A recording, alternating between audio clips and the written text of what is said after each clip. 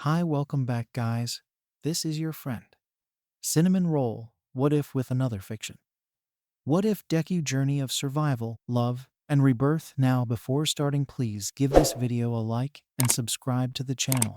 If you want more videos like this, now let's get into the fanfic. It was over. It was all over. The American hero had won. Shigaraki was no more. And in its place, surrounded by blood and the dark cloak he used to wear, a child laid curled on his side. He was laying on a chunk of floating plastic star, had no memory of seeing. She would have to ask her bros if this chunky piece of floating garbage had been picked up or not. But one thing was for sure. This mini continent had saved her life also. Alive. Despite everything. Despite the worrying amount of blood and gore around him.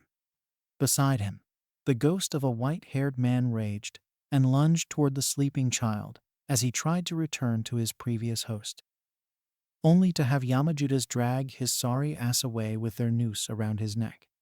This had been all for one, and he was gone for good, dragged away to be judged by Yamaraja, bitten by dogs and burned.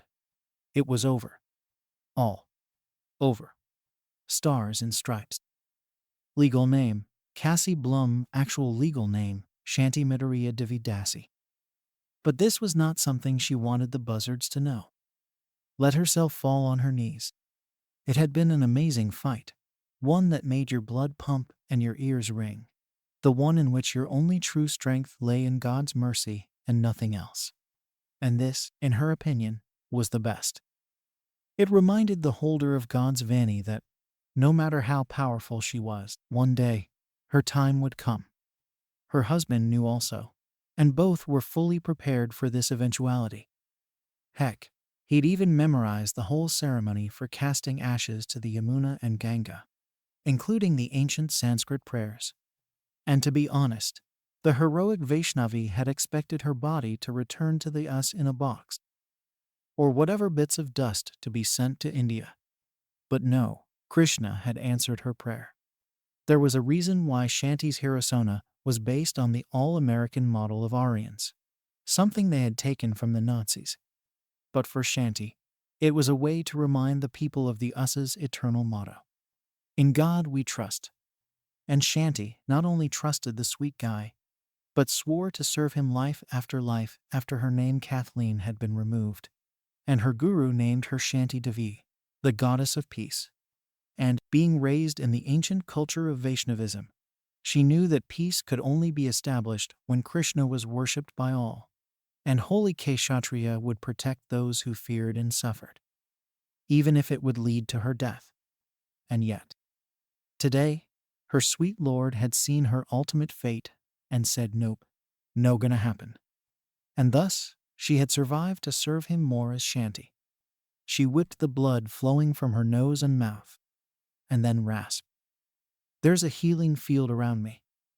And just like that, she felt whatever wounds, bruises, and other life-threatening injuries mend. She could feel her body's cells rejuvenating. Sure, Bhagavan and the atoms had kept everything in place. And, true, Shanti could have easily no-sell the face grab of doom completely, but just as Govardhan Hill showed the signs of King Indra's wrath, and how Rama and Lakshmana respected the snake weapon of Indrajit despite being God and not needing to have Garuda chase it away. The heroic blonde turned to the blue youth holding a flute to his lips, his legs covered with a bright yellow cloth, his chest broad and his blackish blue eyes shining with pure divine love and mirth. In his broad chest was a garland that reached his knees. 5 types of fragrant forest flowers could be found there, as with numerous bees signing his glories. Thank God! Star sends a thumbs up to the Lord of numerous universes and the lover of the innumerable gopis of Vraja. Krishna sent her 2 reddish, petal-like thumbs back. No problem, friend. But you're not done yet. There is much for you to do. Yes, sir. A hero's job is never done. And with that, the #1 hero from America got up to her feet, dusted herself off, and walked to the bundle of black cloth on the grimy ground. It was a plastic island. God had saved his devotee and a child with a pile of floating trash. And gently lifted it, revealing a young boy, age 6, with pale blue hair, a pair of fresh scars on his eye and lips, and a beauty mark. This was how Shigaraki Tamura looked before he turned his back on the mundane goods. Oh baby, so young to be turned evil. Stars and Stripe cooed as she picked the sleeping child off the ground. He would sleep some more, since, after the fight they had, the poor dear was exhausted and in desperate need of a bath. All right, Tamura's secure. Johnny, any sign of the lizard man? She contacted her team, those who had stayed behind the lines to back her up, if things really went more southern than South America. Sis, you live. Of course I lived, I'm eternal, she grinned. God wanted to keep me on this earth a little longer than expected. So, the lizard man, Scarface, and Harley Quinn. Any news? You got any of them? Yes, ma'am. He's been apprehended. Same as the magician. The girl and the scarred man could not be reasoned with. The snipers took them down. She frowned as some tears filled her eyes. Sure, she may be a warrior, but she was, at her heart, a very soft woman. I see. Status? Hit confirmed. The blonde girl is paralyzed from the shoulder down and the scared man. We will try to transfer him to the secure hospital in Los Angeles. His status was critical even before the shot hit. Me think it was only spite and hatred that kept him going. Oh, Lordy all sweet. If he dies, may all my suckety goes to Dabai. Whatever happened to have him go so bad? If, by Krishna's mercy, he pulls through, I want him interrogated. We need all sides of all stories on this one. Yes, sis, Johnny replied.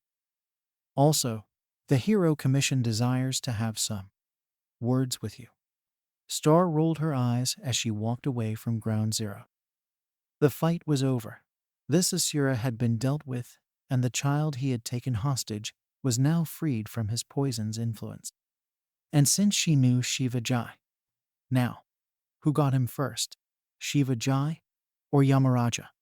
She would have to ask her guru. He would know those things. Right, the Hero Safety Commission.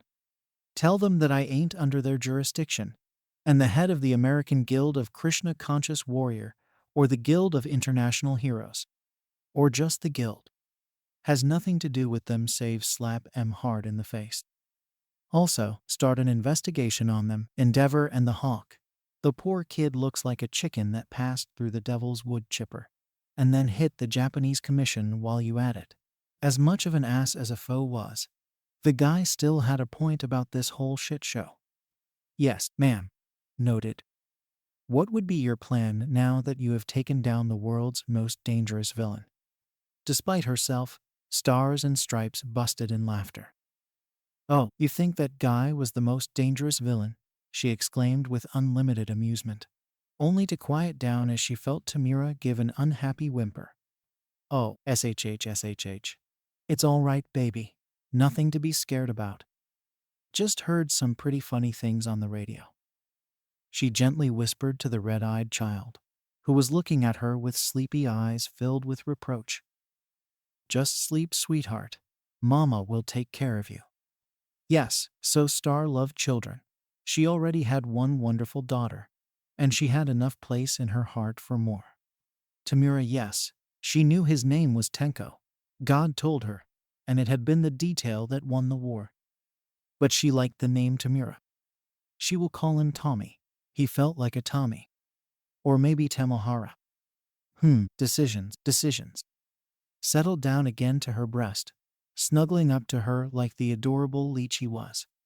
All right. So as I was saying, compared to the likes of other demons, this one was not as bad.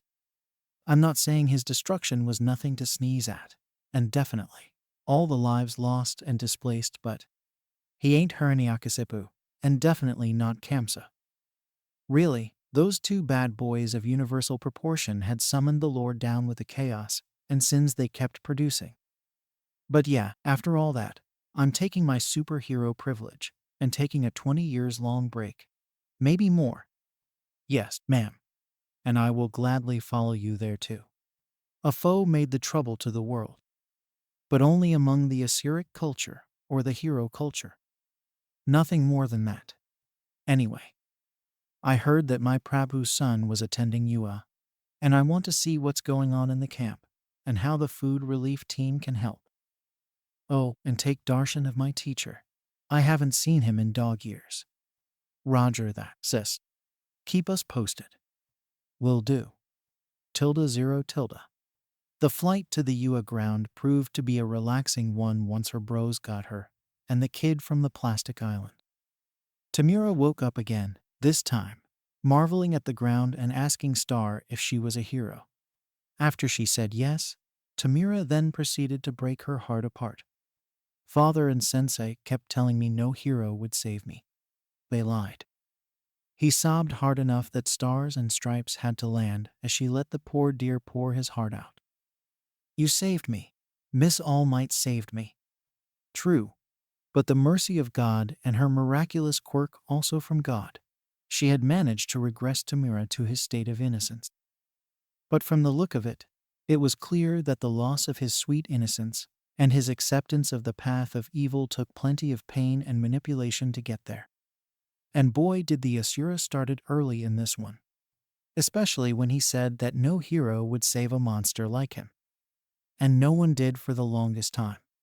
Yep, she was definitely going to ask Muriel from the Justice Department to investigate what caused the League of Villains to, well, turn to villainy. And hopefully, Mr. Rossetti, a mole-like guy from the Twilight Department of Redemption, could do something for this Dabai and the poor girl. At worst, they could ask Luigi to take their final statement before sending them to a better life. God knew those needed better. So sue her for having a soft heart. It came with the Vaishnava course, and Star would never wish for a harder heart. Hey, sis. Call us when you will be ready to leave. The flight from here to the jet carrier will be 30 minutes. Thanks, bro. I'll keep you posted. And with that, hopped down the shopper and gratefully stretched her leg, little Tamohara clinging to her like a baby bear a tree. Already, the survivors of the second worst war in quirk history all rushed at her, celebrating the true hero of the hour, the one who shamed All Might and who had truly been there in their hours of need. Stars and Stripes kept her All Might smile stuck to her face as she acted as one would expect a blonde American woman to be, meaning a brash airhead who smashed first and asked questions later. Maybe she was like that at the beginning of her career, but Star had grown. She would do her research first and then strike, all the while acting like an idiot. It gave her an edge. If villains were not about to play by the rules, then neither would she.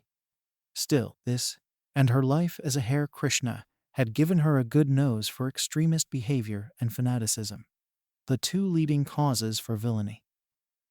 That, and abuse. Everyone here, in Japan, seemed to ignore the effect of hatred on children and rejection, and the length people would go to lash out. She had seen it so often. Hell, in the American Guild-run school, all students had to have a crash course in psychology. Most even went to psychology post-grad. It was general knowledge among American heroes, and those who failed their checkup would lose their ranking and permit until they were back up to snuff. And right now, Star's bullshit censor was louder than Hippie Trippy's bright neon skin and purple hair. Those civilians. They are the one destroying society. Shigaraki only had to lightly poke him. She hid her frown behind a wave as she kept Tenko closer to her. If they were to learn that the little cuties used to be the groomed dog. Oh, that would get way ugly, way quickly. I don't like this. I don't like this at all. Dealing with a world-renowned villain of unspeakable strength and destructive power was a piece of cake compared to dealing with a kicked hornet's nest. Yes, out of all danger a hero could face, an angry mob of civilians was the worst. Shanty, stop that van, it's stealing a child. The words of God, clear in her purified heart, spurred her into action, catching sight of the van. The HPSC van. The moment the driver saw her run to it, The slow-moving van booked it. It was all the proof Shanty needed to get the Auroras and free whoever was in there. Since, in God she trusts. She ran to it. The thing was going faster than it was safe, especially with all the civilians and school students running after it, tears in their eyes. And if this isn't a red flag, she thought as she pushed the side of the van with enough strength, when she gave herself super strength. It was not only strength, but whatever superpower she could think of, including flight and plus ultra speed, to pierce the armored side, ripping it open to a sight that only a quirkist camp had the dubious right to have. There was a kid with green, fluffy hair that reminded Star of her husband, his eyes dead despite the fear that shone through them, copious tears streaming down his face and nose. He had freckles on his morbidly pale cheeks, his mouth sliding parted in horror as the needle pierced his throat. Star, using her super speed, jumped in the gaping hole, broke the commission agent's arm and shoved the syringe in his throat, wrote a letter about how they were now under the Global Hero Commission's purview and the Guild's order and had to give up all rights of control, grabbed the kid. He was what? 10? 11? No. He was just terribly small for his age and clearly malnourished. Broke his binding and took them too, since 80 did give her some trouble. It would be a nice gift for Point Dexter and his team of techno gremlins. Hoisting the all-too-light kid in her powerful arms, she bounded away to the only safe place she knew within 5 kilometers. The U.S. Teacher's Lounge. ~0. All right? That should be it, Star mumbled as she managed to open the door with one foot, while keeping the teen and baby Tenko securely in her arms. Sure, she could have kicked the thing down, but as she had learned, sometimes the best protection is a door. So the door stayed. The teacher's lounge was completely empty. They were probably on high alert and still out. Meaning that, if this was anything like the universities and campuses around North America, then they would also have some private rooms and enough medical supplies to fix whatever was broken. Star quickly set the greenette and Tenko down on the couch. The sky-haired cutie was looking around in confusion, while the teen remained unresponsive.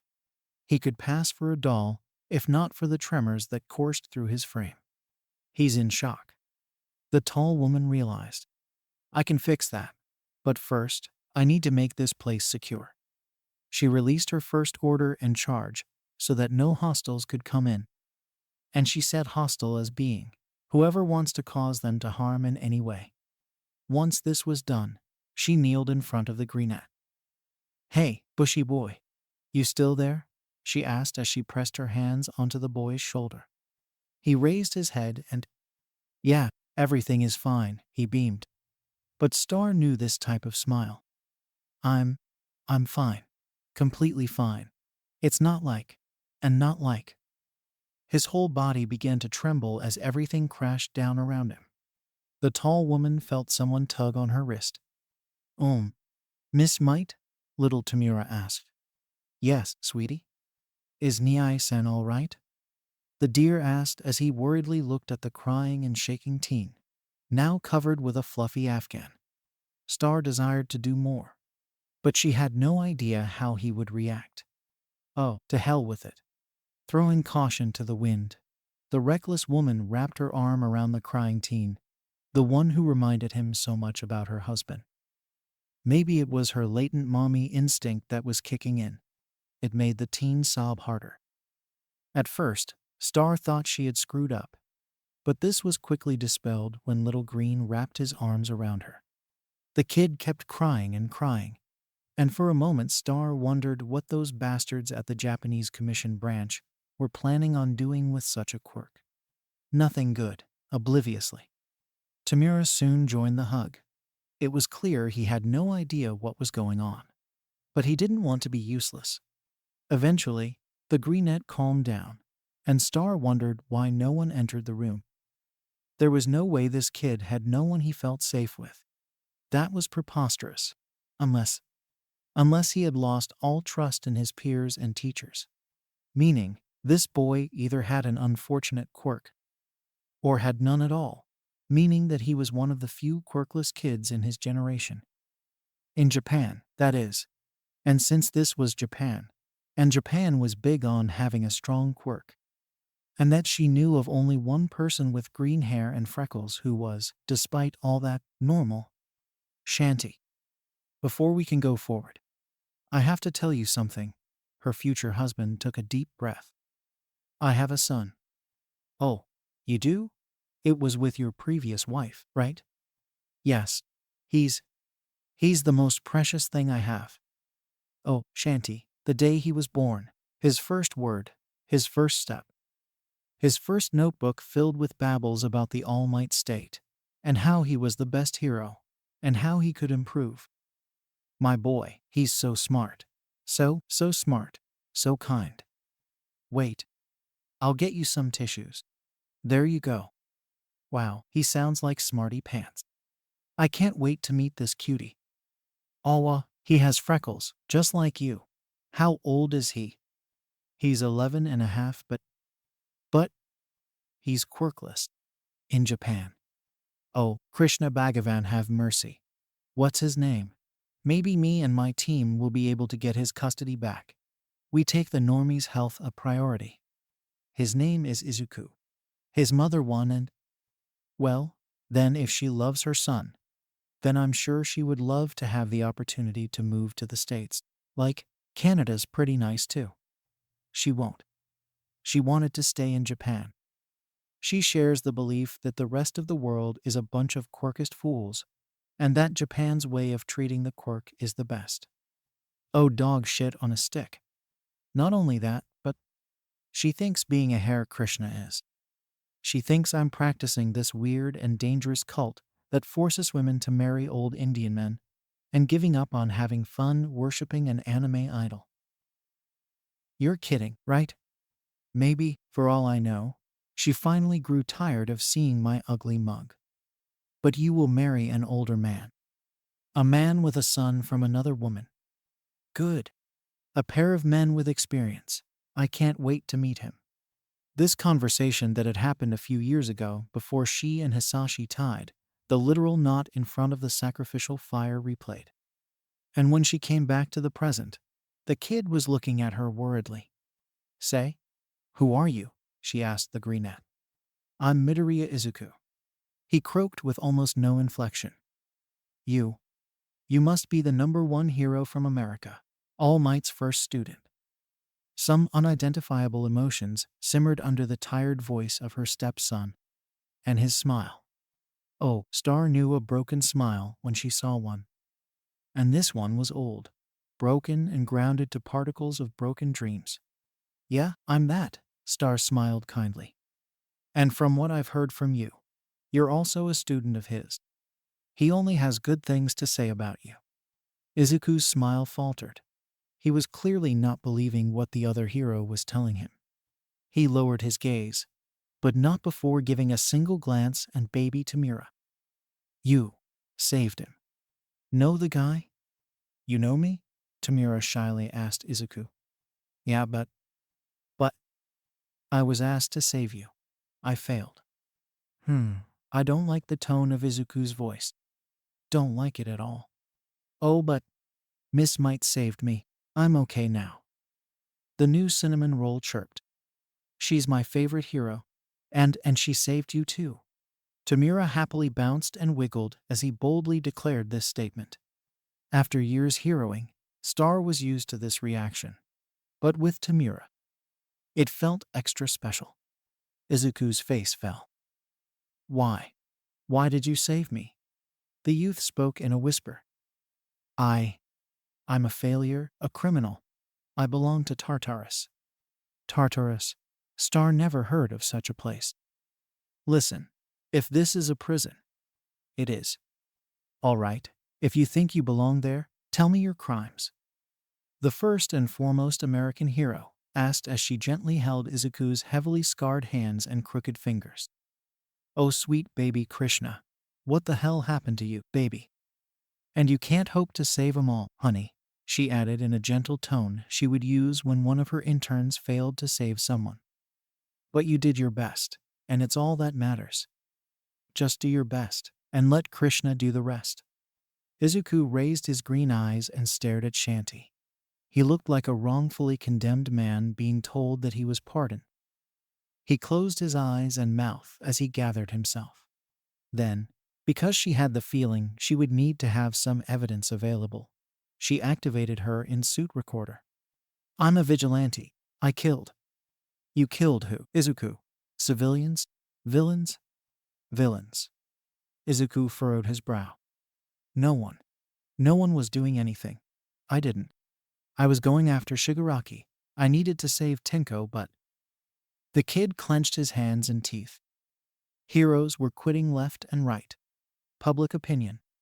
The public started to hate on the heroes, and so many heroes from the top 100 just gave up because it was too hard for them. They didn't get the praise and adoration they wanted. I tried not to kill them, I really did. But when the villains you catch a break out of the cardboard prison for the 5th time, you gotta do what a sane man gotta do. Star finished for him. Izuku gave a one-shoulder shrug. Tartarus isn't secure anymore. I knew I would be going there soon. Vigilantes are just criminals, especially those who kill. Shanti frowned.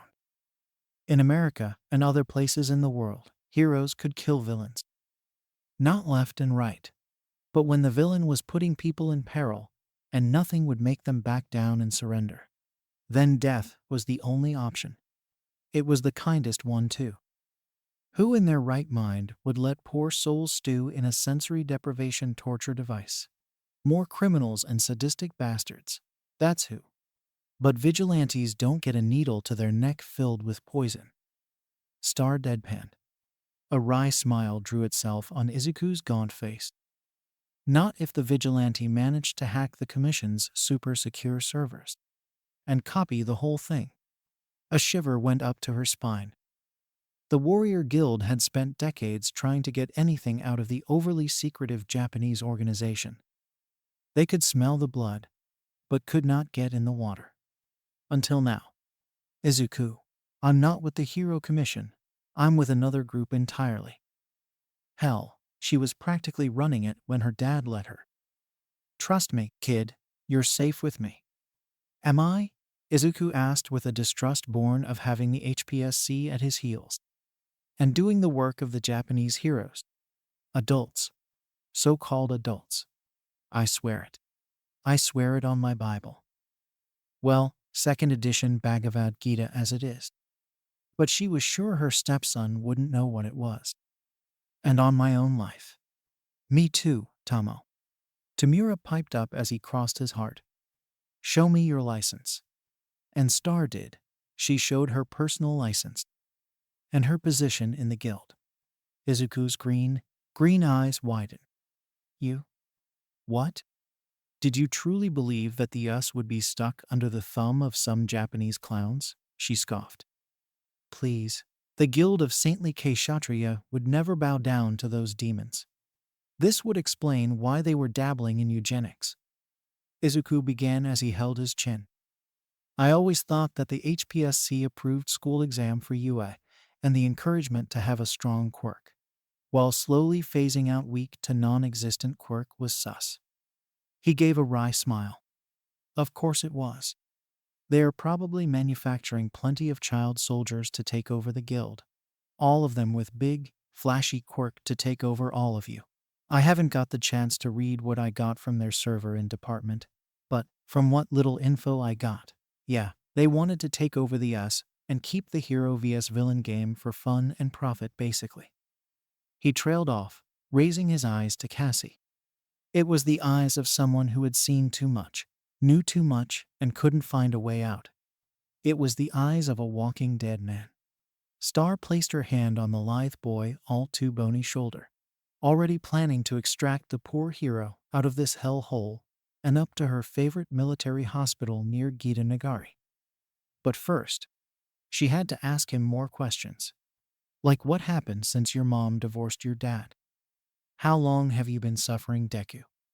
And suddenly, she felt new order, activated by her mere mental statement. Izuku's eyes widened, then dulled. But before he could begin his tale of woes, Shanti thought that it would be wiser of her to edit God's order. Deku, tell me, in the most neutral way possible, what has happened to you since your dad left for America? And how long have you been suffering? In hindsight, this had been the best thing to ask her new son. Tilde 0 tilde. 4 hours later, 20 water bottles, 2 trips to the bathroom for Tamohar, baby Tenko, and enough tears and snot to completely saturate the couch. One unfortunate throw pillow, a blanket and half of her cape. And Shanti had enough dirt to burn down whatever was left of Aldera, its surviving teachers, and whatever alumni that had dared to hurt her son, some of the U.S. staff, all for one who had been confirmed dead by an act of God. She had lost a hefty chunk of respect for her inspiration, and sometimes coached seriously. What had he been thinking? Had he forgotten all the quirkless heroes owning it back in the States and Russia? And how about leaving a kid who had all the reasons in the world to commit suicide up on a roof with his hopes shattered? And also in UA. Seriously, for an internationally renowned school that prided itself for its diversity. It was not as diverse as it should be. Actually, right now, as Shanti stalked out toward her rendezvous point for the chopper to pick her and her kids up, the heroine just wanted to leave Japan behind and never come back until the HPSC was but a bad memory and the normie population not persecuted to death. It was the beginning of the end for this barbarian way of living. And it's all thanks to the two of you. The bleached blonde gently whispered on the top of Izuku and Tamura's head, holding her 2 precious bundles securely in her powerful arms. Izuku. He was such a brave young man, a fighter, a Kshatriya. He got this from his father.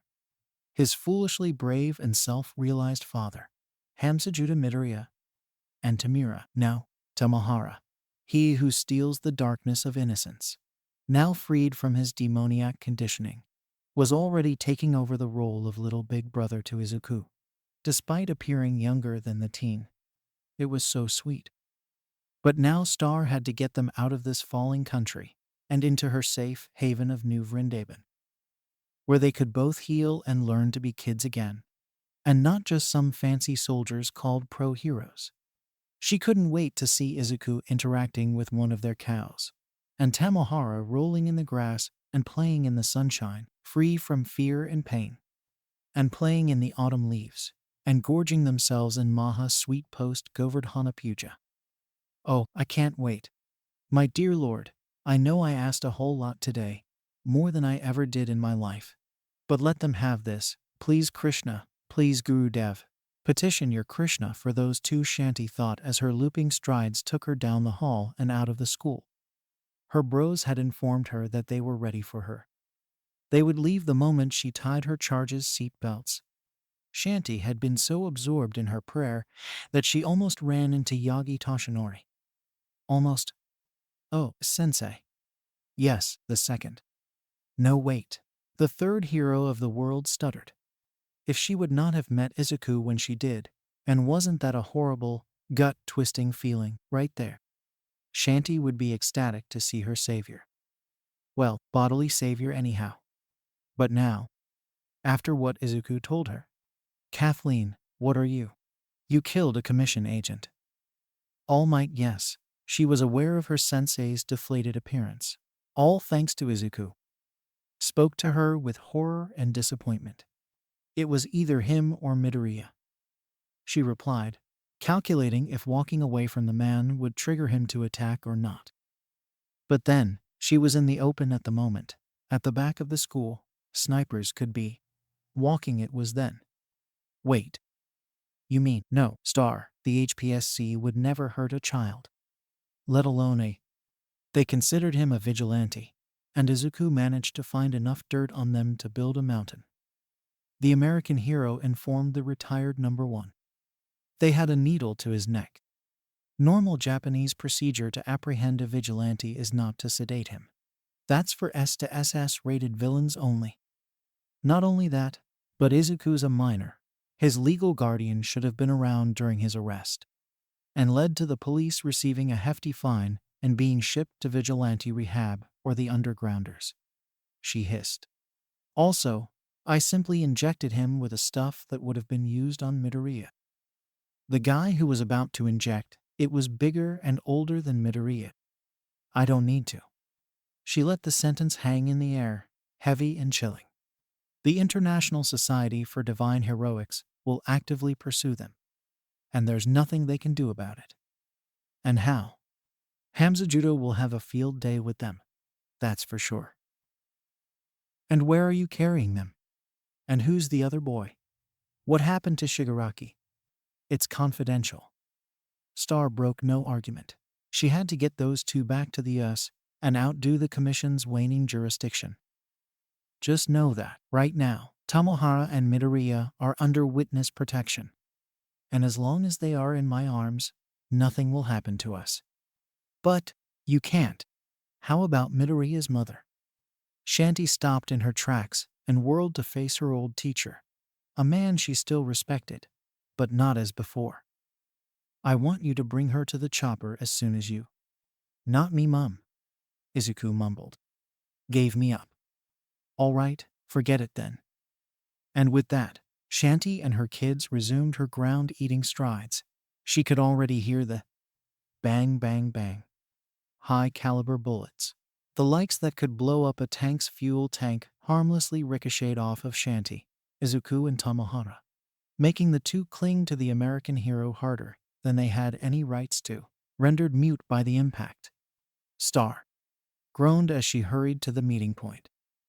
Already, she could hear the sound of choppers meeting her ears, and the sound of the Rainbow Crow's squadron of aviary quirk gentry flying in the air to locate the soon-to-be-dead snipers. Dang Krishna, you went all out this time. Tilde 0 tilde. Izuku woke up groggily. Something he'd never thought he would ever do again. Not with the war going on. The first thing he noticed was the fact that he was on a moving, yet soft surface with a scratchy blanket. His wrist and legs were bound, and he could feel the medical tapes holding what could only be an Roman 4 needle in his arm. Wait. Aw crap. So the Commission did bring me on their hidden boat. Just my luck, Izuku thought as he did his best not to panic. No use to either. Let's see. I still have access to one for all, he thought as he attempted to power it up, only to have it petered out like a wet firecracker. Or Bakugu in the rain. This time, his heart did begin to hammer in his chest, his breathing stopping as panic settled in. That was it. That was it. There was nothing more he could do. Izuku was doomed. He would be tortured and brainwashed by the Commission to do their dirty bidding, blinding the citizen to how Japan was slowly turning into a militarized pop idol competition. The goal is to breed demigods loyal to Queen Enma. And Izuku would be at its helm, turned into an actual puppet. He didn't want to be a puppet. He didn't want to be a puppet anymore. Ofa couldn't fall into the Commission's hands. He couldn't. Izuku, you're awake, he heard a woman, Star drawl. Oh, thank Krishna. We'd thought you'd check out for good. She sighed as she came into view. Gone were her 8 tufts of hair and her skin-tight suit. She wore a long blue cotton skirt that reached the floor and a teal shirt that went down to her knees. She wore a pair of glasses and looked absolutely worried for him. But why, though? I'm a criminal, right? Star's face fell, and it was only because of his binds that Izuku did not smack his hand on his traitorous mouth. Izuku, you're not a criminal, you are a hero. The heroic woman gently told him with as much empathy she could convey while talking in a foreign language. I'm not a hero. He immediately denied it. Heroes don't kill, he said in a haunted tone. Sad to say, sweet pea, but in America, heroes can kill if they have no other choice, she explained. And you are now under the protection of the International Society for Divine Warriors. We owe you much for service rendered. She bowed deeply. And thus, it is our duty to protect you while you recover. Izuku could feel tears gathering in his eyes. Then why? Why am I tied up? He choked up as he weakly pulled on his restraint. Star's eyes softened, pulling back her sleeves and showing a pair of quirk-canceling bracelets. Oh, honey, that's the usual procedure when a supervillain or even an evil organization is taken down. All heroes in America and the European go through the same quarantine period, she explained.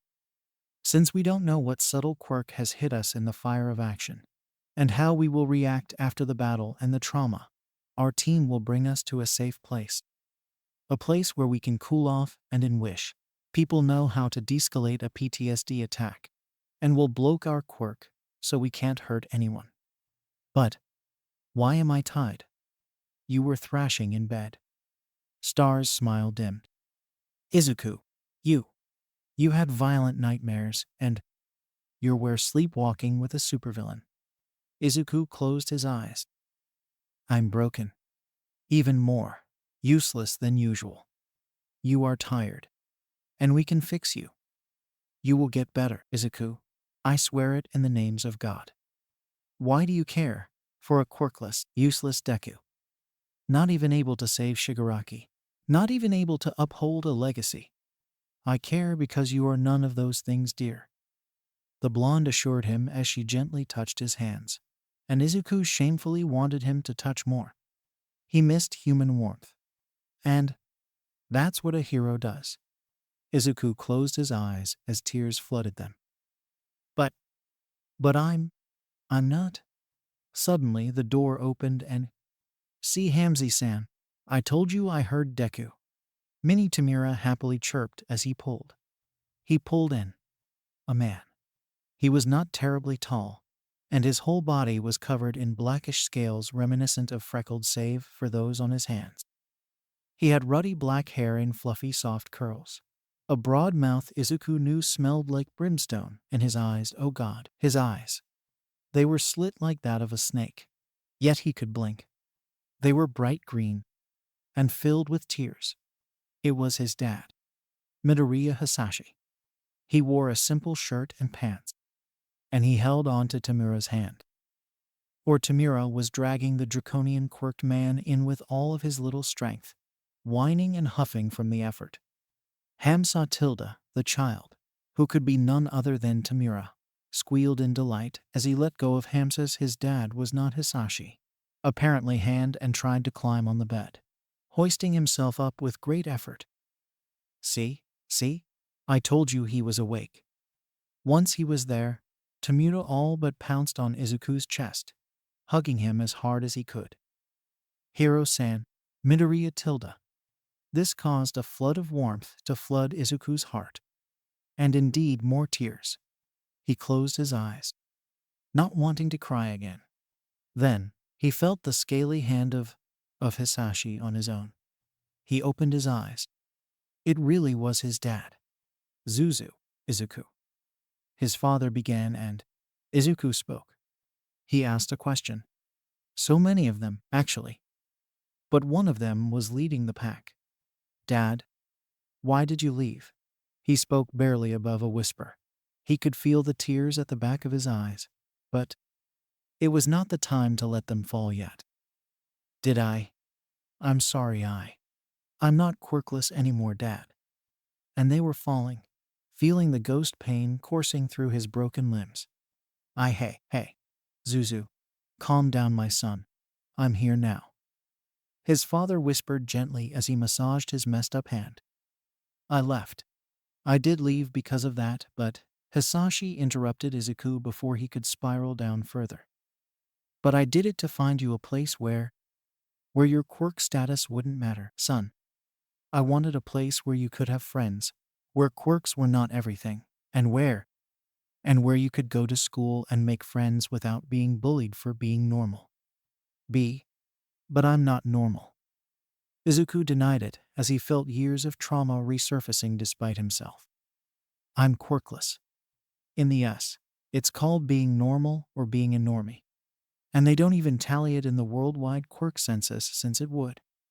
It would destroy everything the Commission is trying to achieve. Eugenics, powerful quirks, taking over the world and turning all those powerful quirk users into machines of war and fear. Hisashi sobbed. And you, my baby, You managed to destroy them with wit. Izuku felt his tears fall again. He was about to deny it. He'd done nothing to deserve praise, but he was forced to take it. There was no other way. It was his dad, after all. But there was yet another question he had to ask. Why? Why did Mom?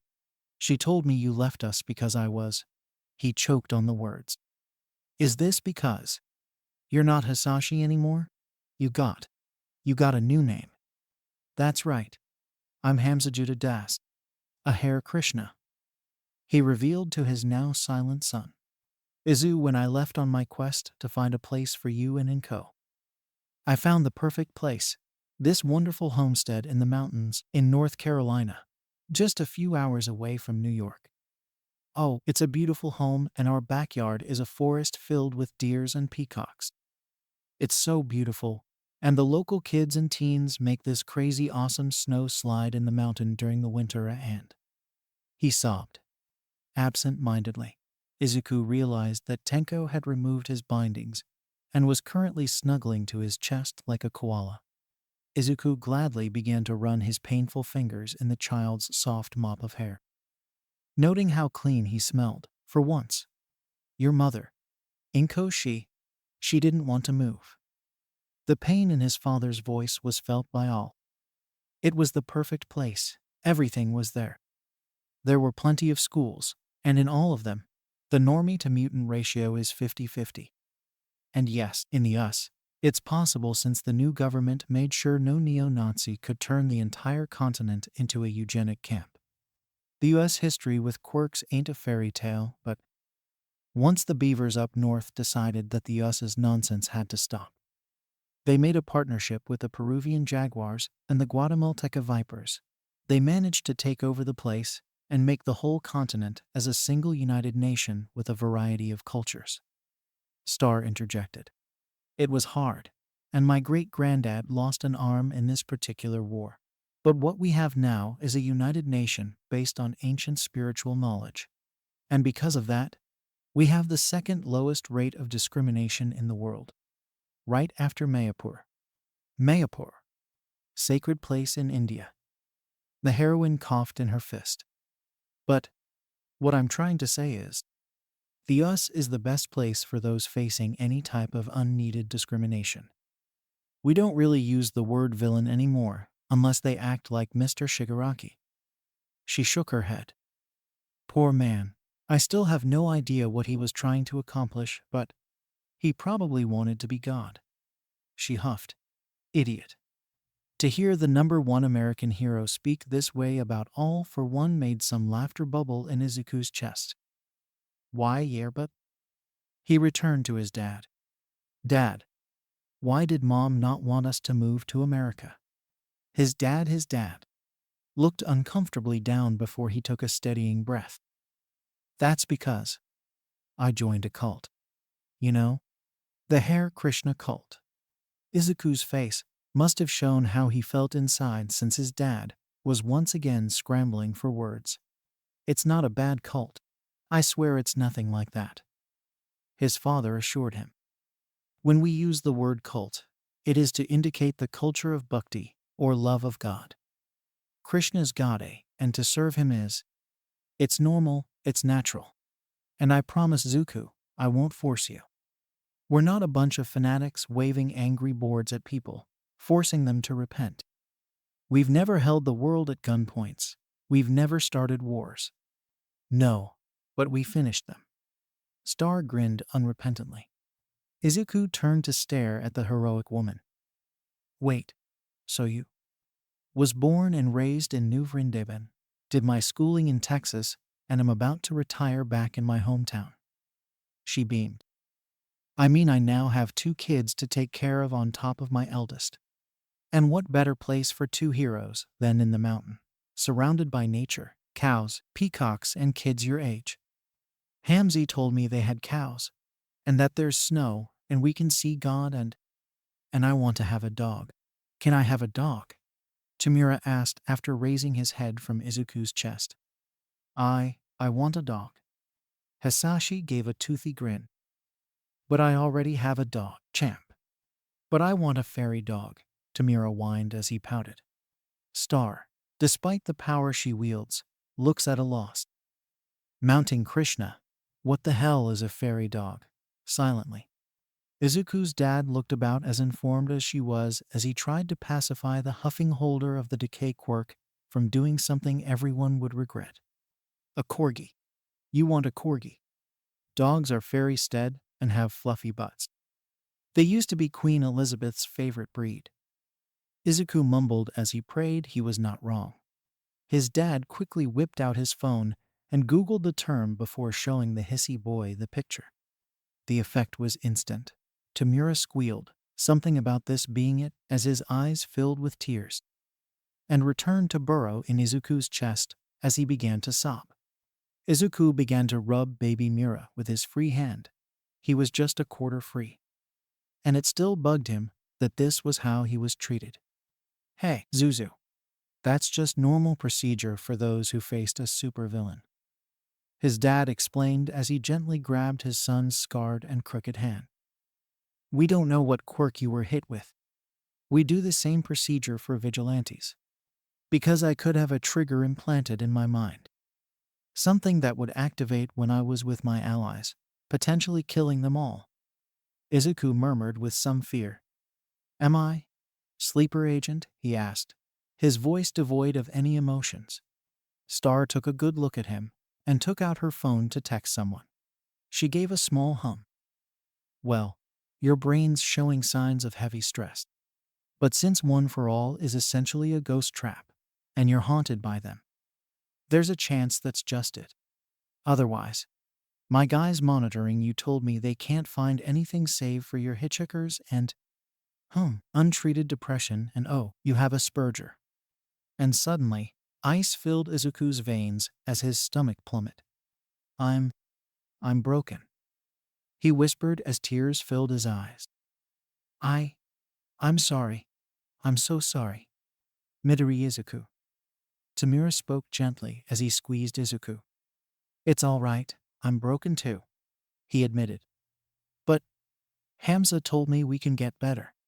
Let's get better together, okay? He asked, his hopeful red eyes shining with his plea. He felt his dad's scaly hand wrap his scared one and squeeze gently. And there's nothing wrong with being an Asperger. His dad spoke with a toothy grin. Sure, our brain works differently. We like to specialize in one subject we are passionate about, and tend to forget that not many people can keep up with us when we go into those subjects. We suck at socializing and other finer points in human interactions. In other words, we are another type of quirky. His dad grinned. And it's all right, Izuku. You don't have to feel shame for being different, being weird, out of norm and offbeat from the rest of the world, within reason. It is fine, you are fine, I love you as you are, flaws and all. Those words, those simple words, meant the world to Izuku. Those milling outside the specialized room meant to keep the returning heroes from the battlefield as safe as the world around them would later talk about the crying child, and how years of pain and sorrow were washed away from his wounded heart. And those on surveillance save a few screen grabs of a new reconstituted family, and the boy who finally received the validation he oh so needed. Then, after Izuku's cries had abated, and all that was left were tear tracks and red eyes filled with renewed serenity and hope, he asked the one question that had bugged him ever since he had met Star and Stripes. Say, are you my stepmom? Needless to say, he'd grilled his dad about his new and young wife until they reached the American coast. And in the end, he got another mama. So, that's America, Izuku thought as he walked out of the plane terminal and into the carpool. Hopping onto his dad's car and settled in the back seat with his book bag and weighted blanket, Hamza Judah quickly drove away, unwilling to brave the eponymous rush hour. It had been over a month since he entirely left Japan for another continent. But before he could even enter the old English-owned territory, he was shipped to Ange Guardian's military base in Canada, Quebec, where he was given medical and mental care. Well, the medical care had been right in his face, but the mental care had been hidden and given in a way he could not refuse nor relapse to what was happening. Not that he'd cared much when he realized he had been psychoanalyzed and gently healed of a good chunk of his early year trauma. Also, apparently, taking magic mushrooms and other psychedelics was legal in America, since it was proven to tremendously help with depression and PTSD without giving any addiction. As long as you didn't have a history of psychosis, which Izuku, thankfully, didn't have. He was an Asperger, and that was it. He would always have a bit of trouble with social interaction, and would not understand pranks. And while he understood social interaction better than Todoroki, he still was pretty gullible when someone's life was not at risk. Otherwise, he was a very smart young man with the drive needed to give the Istwa all the proof they needed to start raising the heat on the Japanese Hero Commission. And that same smart had let him survive a foe and the sad, villain-infested Japan for a whole year with little to no support. While it didn't seem much for the retired hero student, plenty of retired hero and other pros from all over the country had praised him for his grit. Since, in their eyes, seeing an underage boy facing down the worst enemies of this world, all alone, and with a quirk that would break his bone and tore down his emotions, gave him PTSD and a rather heavy history of bullying and neglect that would turn anyone lesser to villainy was impressive. Oh, frick. Izuku cursed as he realized that. Yes, what he had managed to pull off alone was dang impressive for him. If it would have been anyone else, the Greenette would also be worshipping the hero's footprint. He blushed at that. He was a hero. He was. He'd made it. Huh. It's not as amazing as I thought, Izuku thought as he leaned back in his seat, Tenko leaning on his side, a string of drool dripping from his lips. But then again, the root cause of this desire was one. Everyone wanted to be a hero as children, like everyone wanted to be a police officer, a doctor, firefighter. Hero. They wanted praise, they wanted recognition, and being the one who saved the day. Later, becoming a hero had been the only reason why Izuku managed to survive through 10 years of abuse at the hands of his bullies. Then it had been his actual fate to be a hero. They may have called him a vigilante, but the point still stood. Izuku was a hero. He had saved more people than he could count. He had taken down the Chai Heisekai, saved Eri, and had been instrumental in dismantling the Hero Commission. But in the end, he still felt empty, burned out. Actually, now that he looked back, Yua had absolutely no reason to be called the best hero school in Japan. He never learned how to use his quirk. Poor Kaminari had told him he was thinking of dropping out for health reasons. And Izuku told him that he just needed to ask an out since, after everything was said and done, he had more money than he knew what to do with, including making sure his mama would be well taken care of until the end of her life, and a little beyond that. He never learned how to de-escalate a situation. He never learned how to use support items. And he'd never had support items despite the fact that he was always breaking his bones. But no, nobody helped him. The school really was but a slaughterhouse made to destroy the weak, and churned out brain-dead idiots to feed the hero machine. What was left of them anyway? Izuku rubbed his hands. He was receiving treatment for his nerve damage and a slew of problems he'd received in the course of his life. And if the doctors had been truthful, he should really be dead by now. But if the Greenette knew something, it was how to stubbornly go against people's expectations. And look where that brought him. That's right, to the States, with his dad and his stepmom, who was none other than the Stars and Stripes, the #1 hero in the world, the next in line for regency apparently.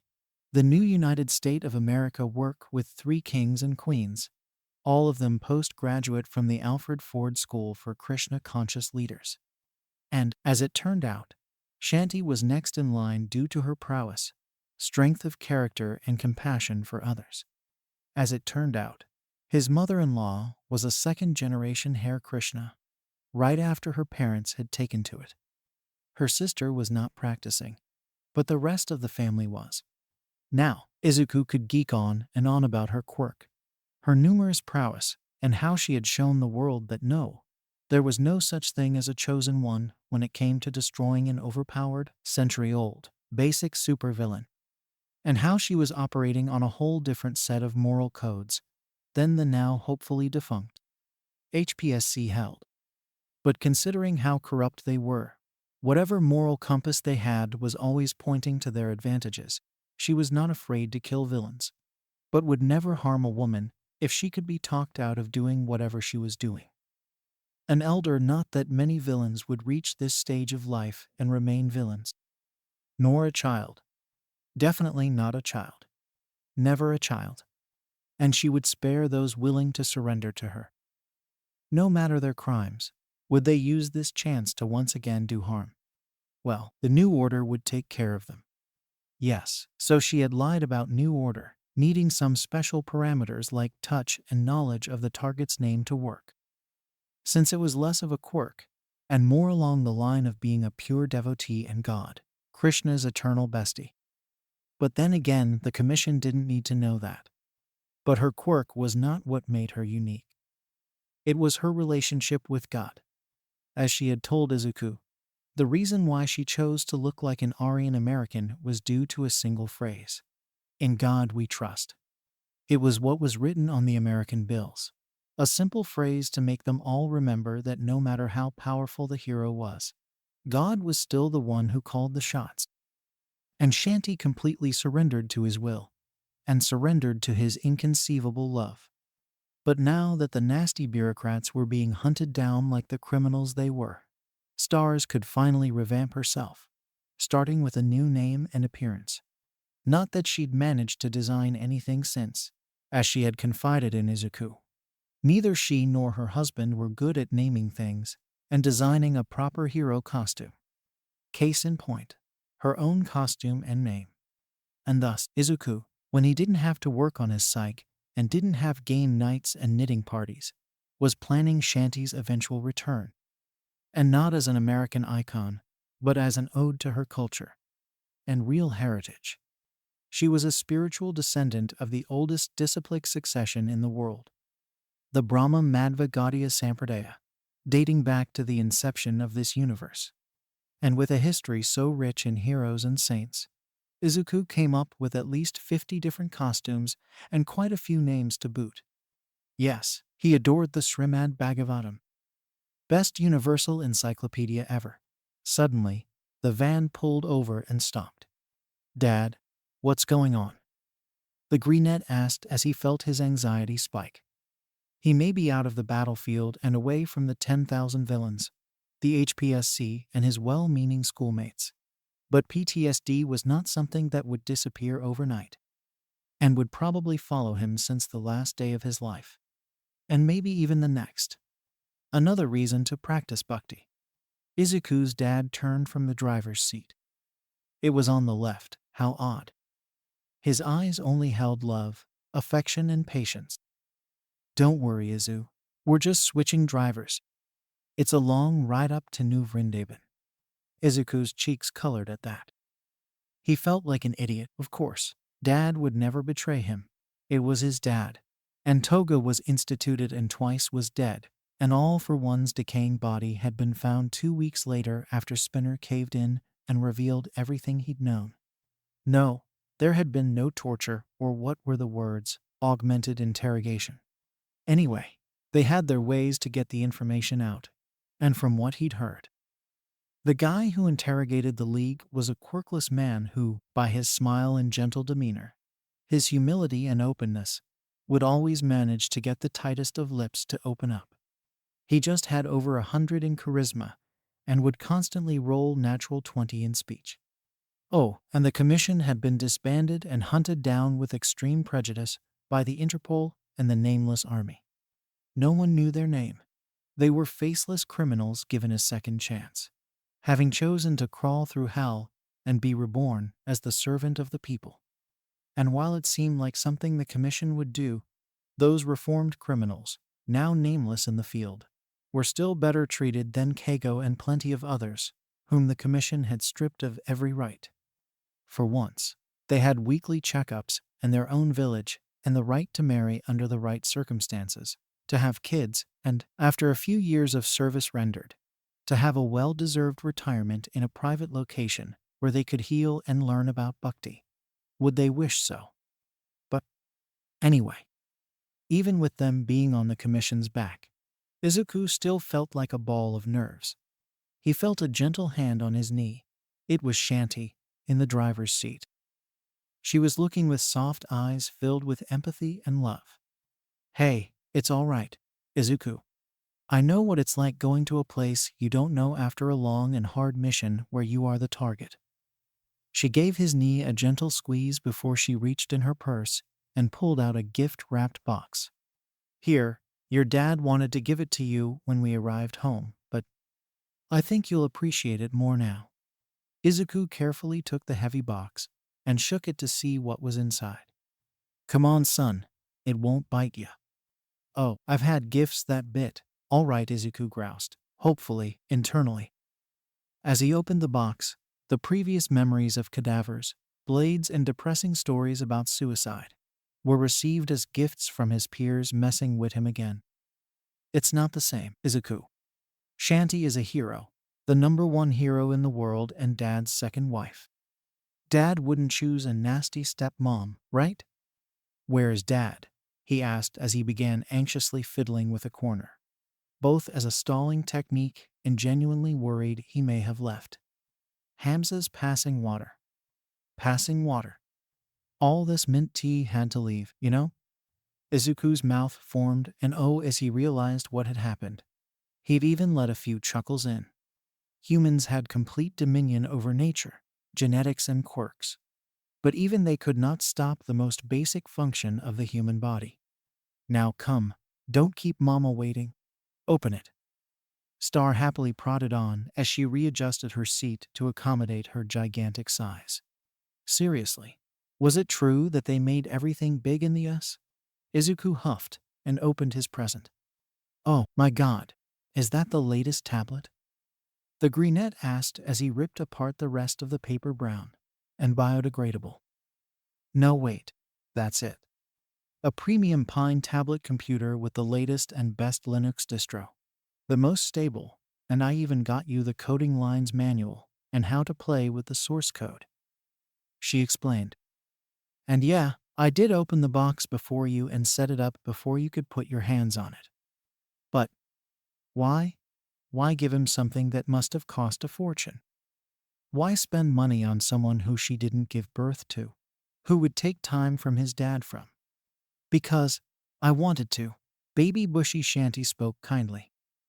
"Just boot it up, hun," she said quietly. And thus Izuku did, only to be faced with the GPS and their itinerary. They were right on track for New Vrindavan, and they would reach it in a few hours. "Izuku, I know how you feel. The GPS will help you out, I promise." And indeed, after his dad, Hamza returned to the car and took the passenger seat. Scolding Shanti for having spoiled Izu's surprise, Shanti was unrepentant, saying that, this time, she knew best. And his mother-in-law drove the car away. To see their progress on the screen was reassuring, extremely reassuring. Eventually, his dad began to chant on his Chalasi meditation beads, his familiar voice. A voice Izuku, now associated with love and safety, lulled him to sleep. "Hare Krishna, Hare Krishna, Krishna Krishna, Hare Hare, ~0 tilde. Hare Rama, Rama Rama, Hare Hare." Izuku felt the car stop and woke up. His ears were under pressure, meaning that he was well above the ocean level. Looking around the dark car, Izuku was quick to grab his new tablet and checked where he was. "Oh, we're here, New Vrindavan," he mumbled as he looked outside. Instead of a temple, he has met with a very charming house. Apparently, his mother thought it wiser to have Izuku settle home before he got his first audience with God. Still, it didn't mean that Izuku had to refrain from gushing about the first ever piece of land owned by Iskin. It was built in 1967 by a small group of devotees headed by Kirtananda. It's where Srila Prabhupada's Palace of Gold was built as a house for him. But his health took a bad turn, and he never returned, dying in Vrindavan, India. Izuku spoke as he squinted his eyes, trying to make out the shapes in the pitch-black forest. His father had exited the car and opened the trunk to get Izuku and Shanti's suitcases. And Tenko, of course. Causing said little deer he was just starting to open up to people, and Izuku could see a mischievous spark in there. A spark that could either be used for good, evil, or just plain chaos. To wince and whine as he buried himself in Izuku's side. He didn't die, Shanti interjected as she helped Izuku out in the nice and crisp night air, free from the stench of death and heavy smog. Srila Prabhupada is alive, just not manifested to our eyes, just like Jesus and Mohammed. Huh. But yeah, New Vrindavan is the first manifestation of the holy Dham outside of India. Also, to say that our religion is from India is totally wrong. It's like saying that I'm from the States. Right, you're from Canada. And my family used to be some filthy Khmer, Shanti smirked. All American heroes, all right? Oh, speaking of which, how's Native? Dead. Well, ain't that a mood killer?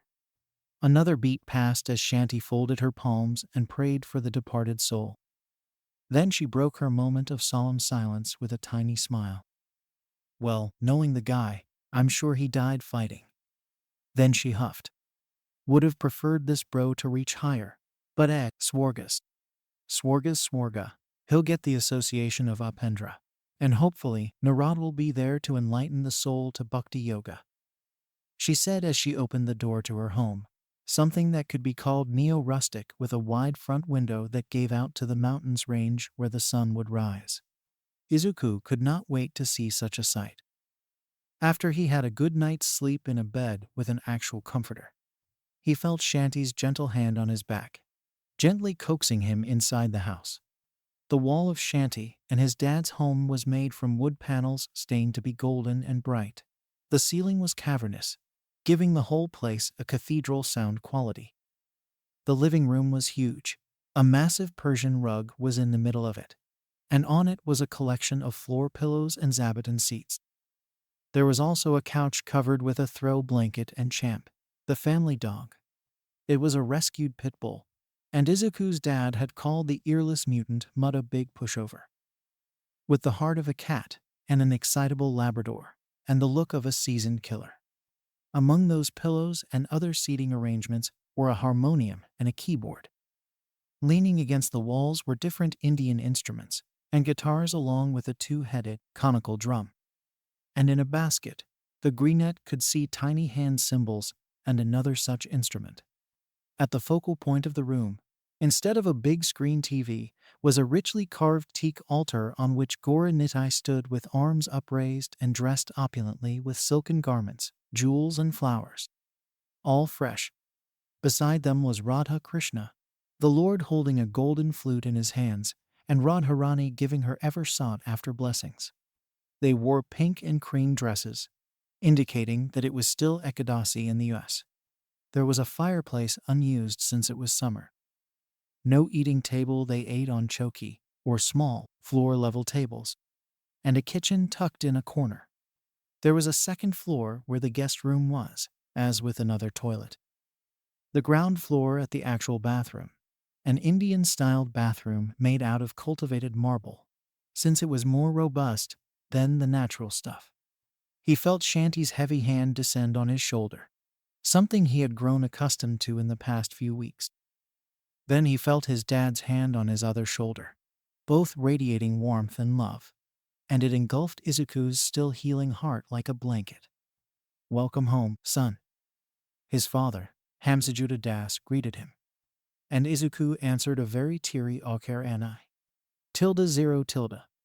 The next morning, after the fast had ended, Shanti watched with a light yet heavy heart as Izuku, her stepson, walked around the massive home. Her God-given husband had already brought his sons and wife's parcels in. It was clear he was looking for possible entry points and exits. And yet, the way his eyes shone as he found something new.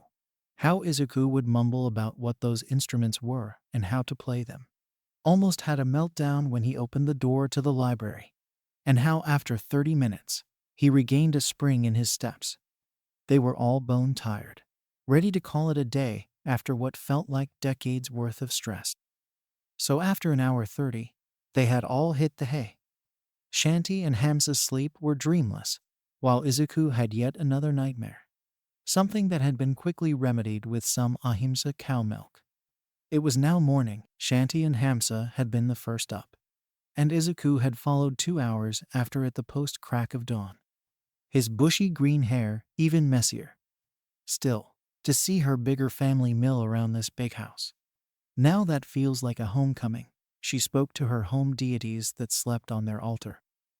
The hero was already planning on making them a hearty breakfast of vegetarian eggs, pancakes, and oven-baked potato covered in strong cheddar. Oh, and a fruit salad, since, fruits were good, and those growing in her orchards were the sweetest and best. She felt a pair of arms snake around her middle and a sweet kiss between her shoulders, rubbing his scaled-covered cheeks there. So, mother, how does it feel to be home? Hamza asked as he cuddled with the much taller woman, his rough scales scratching that itch Shanti had not managed to reach since she woke up. She throws her head back and sighs. Oh, Hamzy, it feels so good. A bit more to the left. She heard her husband chuckle as he rubbed his cheek to the one spot, causing his wife to moan in sheer relief. Shanti heard a choking sound and was met with, well, while her new son had been marked as a normie, Shanti had her doubts. It was clear the boy had a very interesting heteromorphic quirk since he'd just turned into a strawberry. A very juicy strawberry. Something she could use for tomorrow's breakfast. Gee guy, Izuku began with clear discomfort. I'm okay with you being all over each other, but not while holding Tenko. Both husband and wife froze as they realized that, indeed, Shanti was still holding Tenko on her hip, the dear dead to the world. Oh. Well, hopefully, this won't be an indicator of how our future as a family will be. Hamza Judah deadpanned. Izuku's snort and covered chuckles would forever be engraved in New Vrindavan as the second most beautiful sound in the world. The first being the sound of Krishna's flute and Radharani's veena. ~0. A week passed, then a month. Tenko met Champ, and while he was scared at first, the pit bull, or more like cow lover, had won the tiny child over. And yet, Tenko wanted his corgi. After some sessions with a reputed child therapist Tenko actually liked, they learned that he had been abused by his father and had a rocky relationship with his family despite being the youngest and most vulnerable.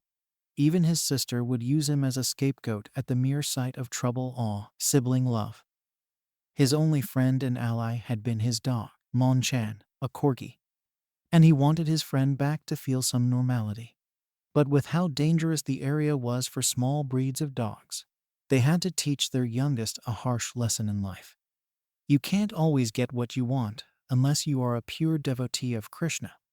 This had prompted little Tenko to imitate mom and dad in their daily sadhana. He wanted his dog back. Then one day, they, Hamza and Shanti, saw him on the bank of Pavana Sarovar, an artificial lake Shanti's father, Patita Pavana, had dug for his daughter on the day of her wedding. With Champ sleeping with his big head resting in his lap, and a grievously wounded man on the ground. As it turned out, this man had been sent by whatever was left of the commission disloyal to Mira to capture Tenko.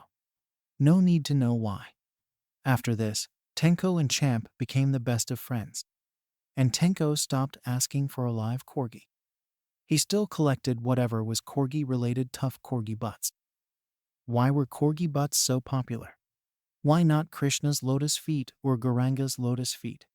Izuku got enrolled in the new Vrindavan Gurukul for higher education. Shanti and Hamza never forced their beloved sons to be Hare Krishna like them. But the two took it up quite naturally and without fuss about it. Izuku also began joking that the last person he wanted to see in Saffron would be Ida Tenya, since the young man was obsessed with rules. He learned how to herd cows, but his real passion was hoof care and sheep shearing. He was one of the early risers and loved to participate in the Mangala Aratai. He even made friends with a raccoon that had lumbered in the sacred place one summer. Time spun on, the season changed, and he and Tenko grew up for Tenko, twice as fast. Dabai passed away after exposing his father, cursing his name with a ghoulish grin as he died.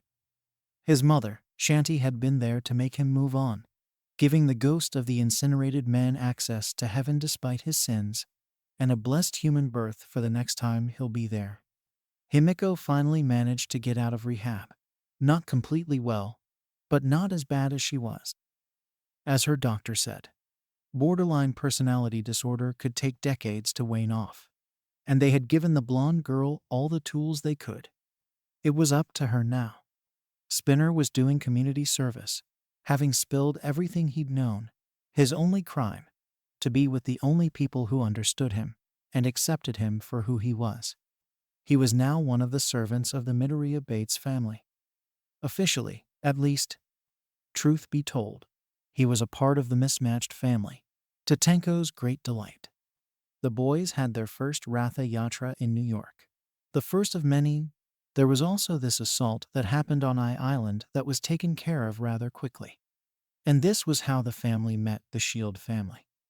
Then there was the humorized debacle, in which Izuku was slandered and used as a scapegoat. Thankfully, his mother had a good team of lawyers and God at her side. But it was Izuku who managed to slap some senses into the leader, Fleck Turn, telling him that he was doing more harm to the quirkless community than good with how he went.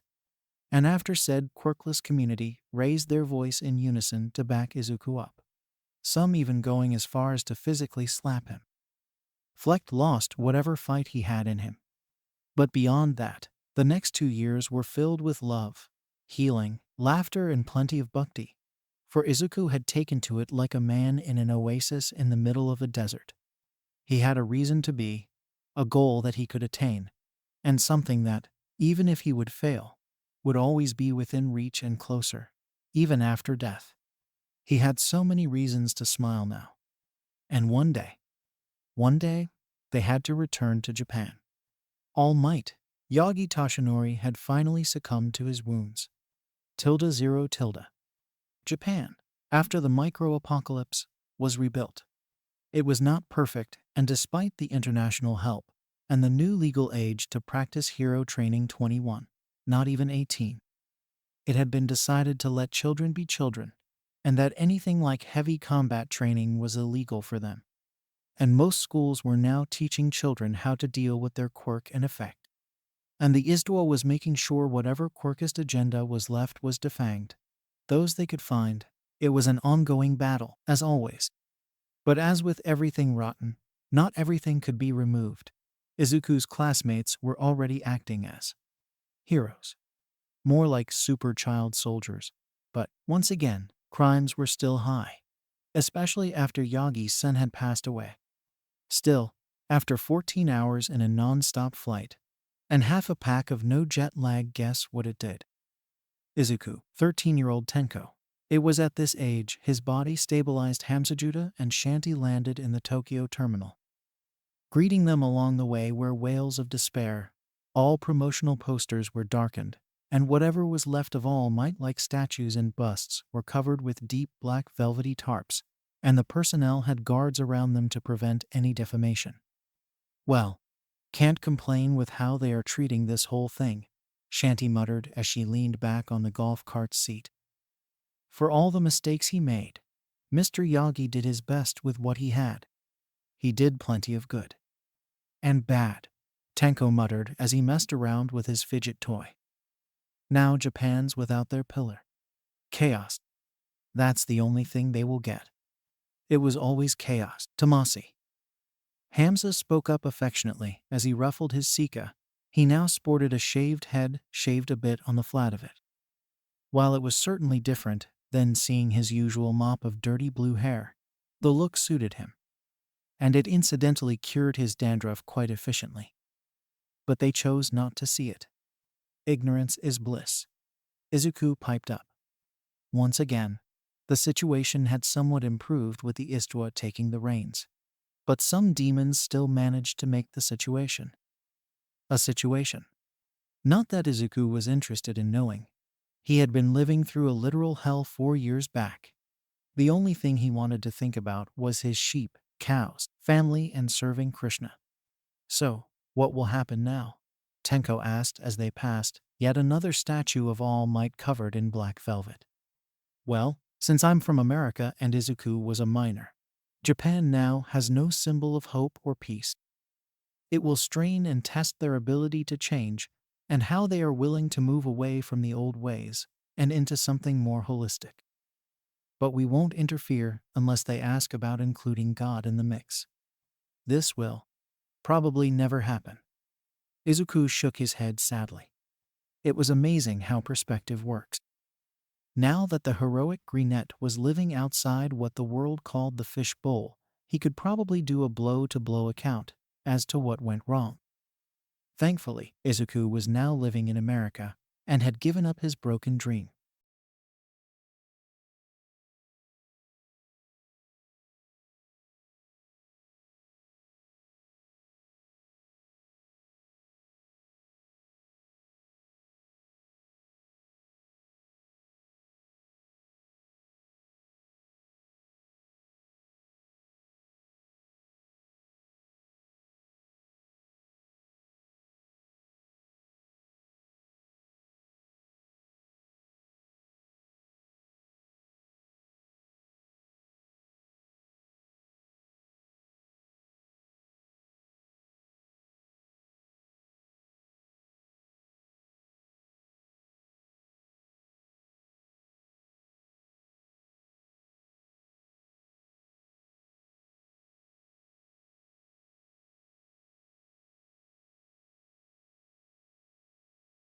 Wait, Zuzu, I kinda got lost there, Shanty said with quite a few sweat drops flowing from her forehead, washing off her old talaka further.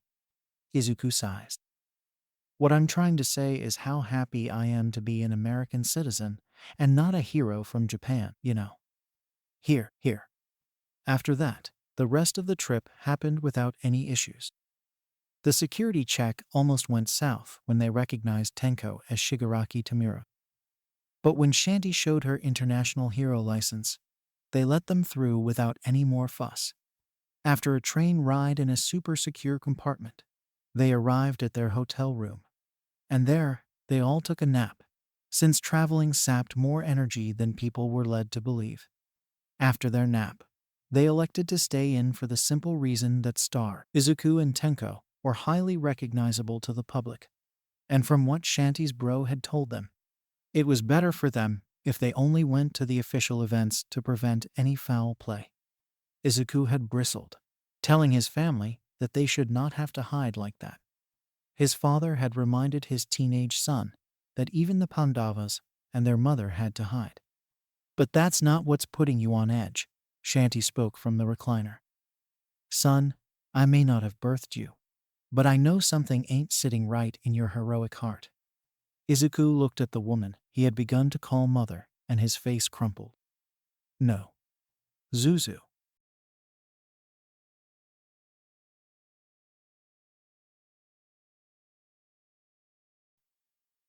None of this. Wait. Shanty aborted what she was about to say. I think I remember Mr. Yagi telling me about his student beating the shit out of a nasty yakuza to save a little girl.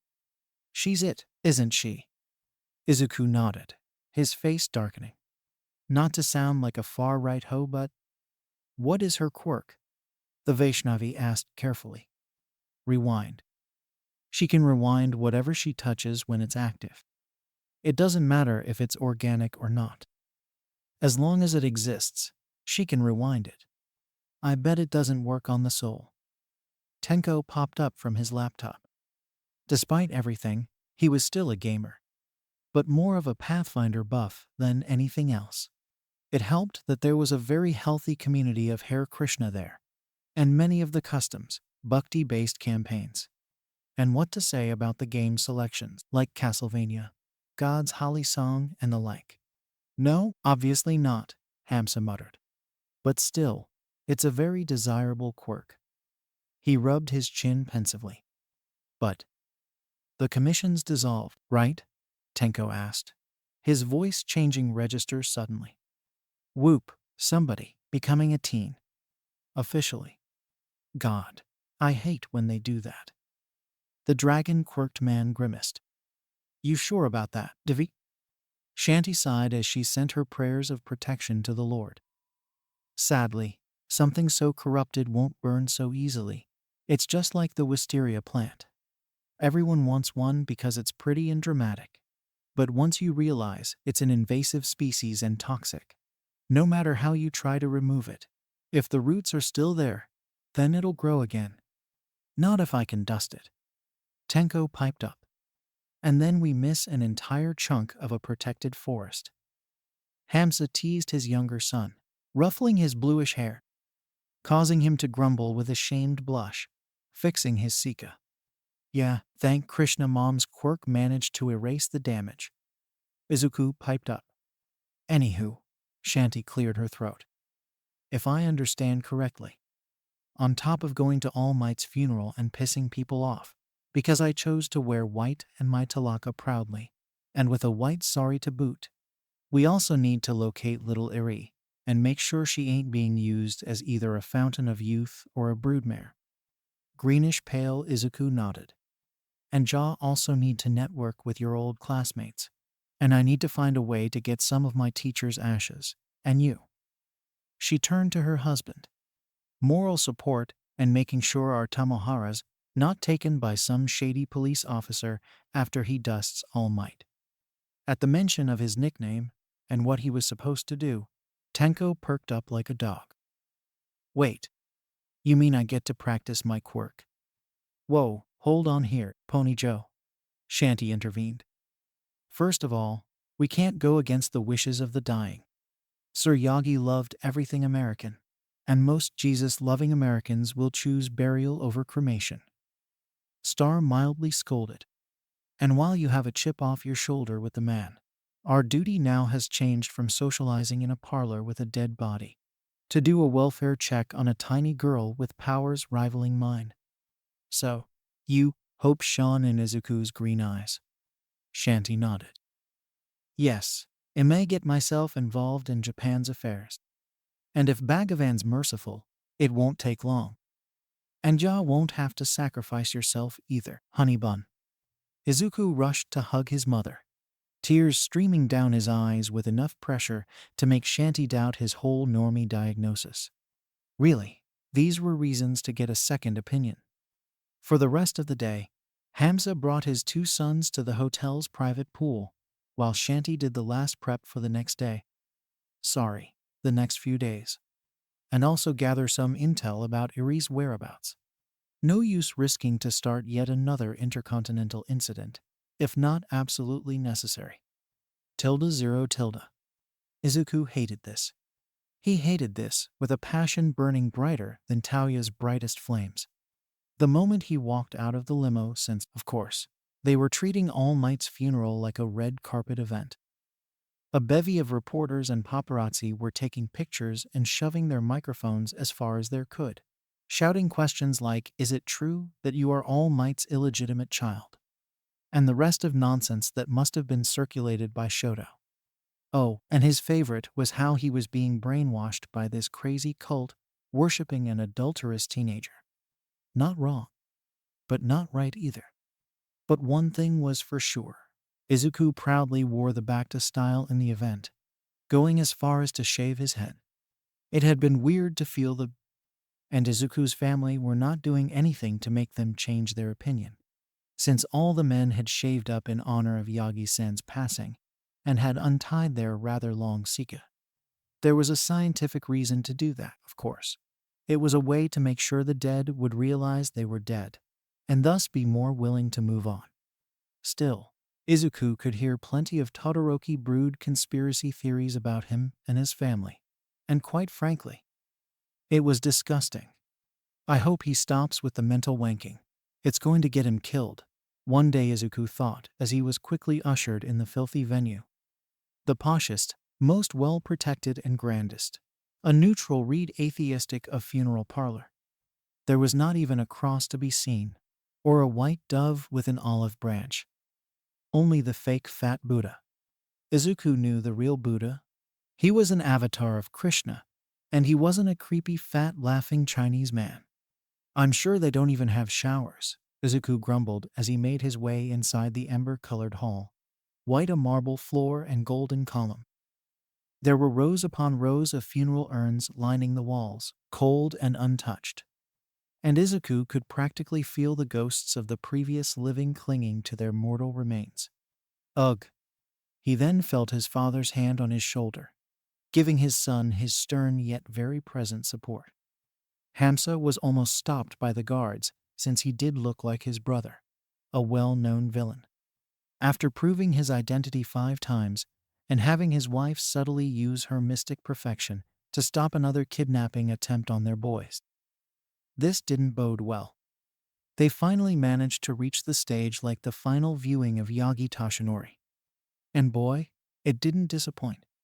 The room was stark white, and the stage was backlighted by what seemed to be a window. But Izuku knew that this was a backlit screen that gave the audience the illusion that it was the twilight, competing with the lighting for effect. The floor they were on had plenty of seats, like the one all funeral parlors had back in the States. Something generic, and with enough cushion to keep your butt from dying also.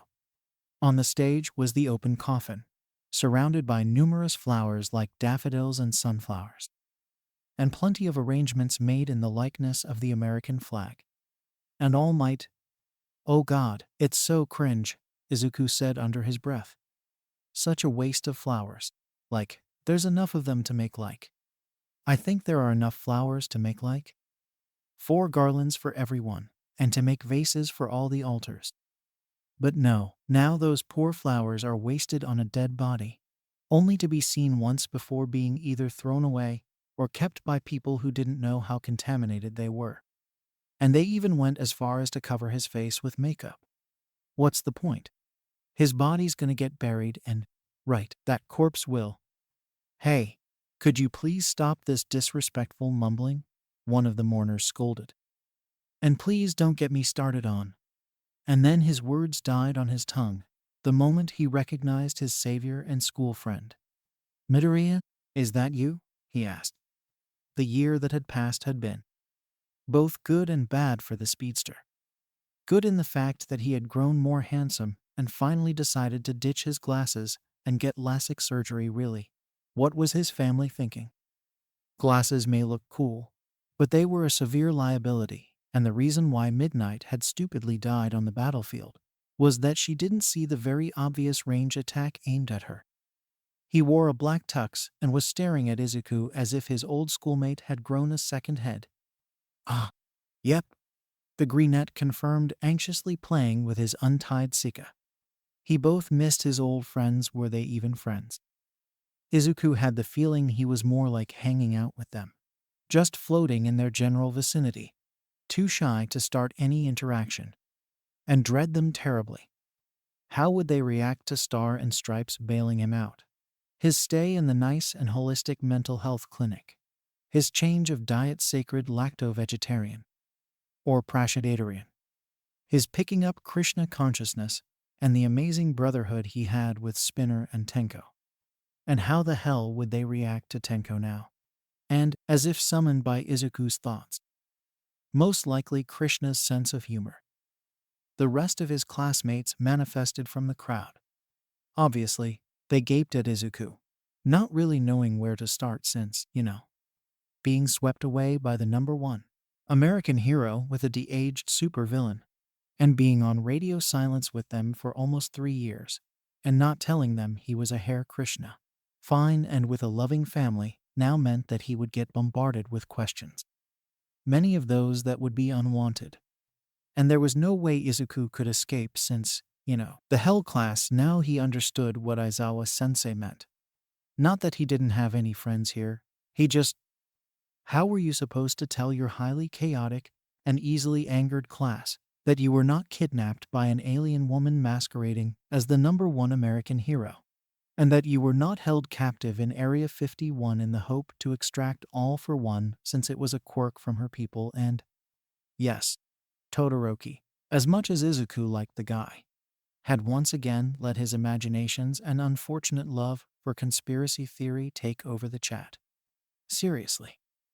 This would have to be addressed soon, since being a conspiracy follower was a good indication that he was suffering from depression. No shit.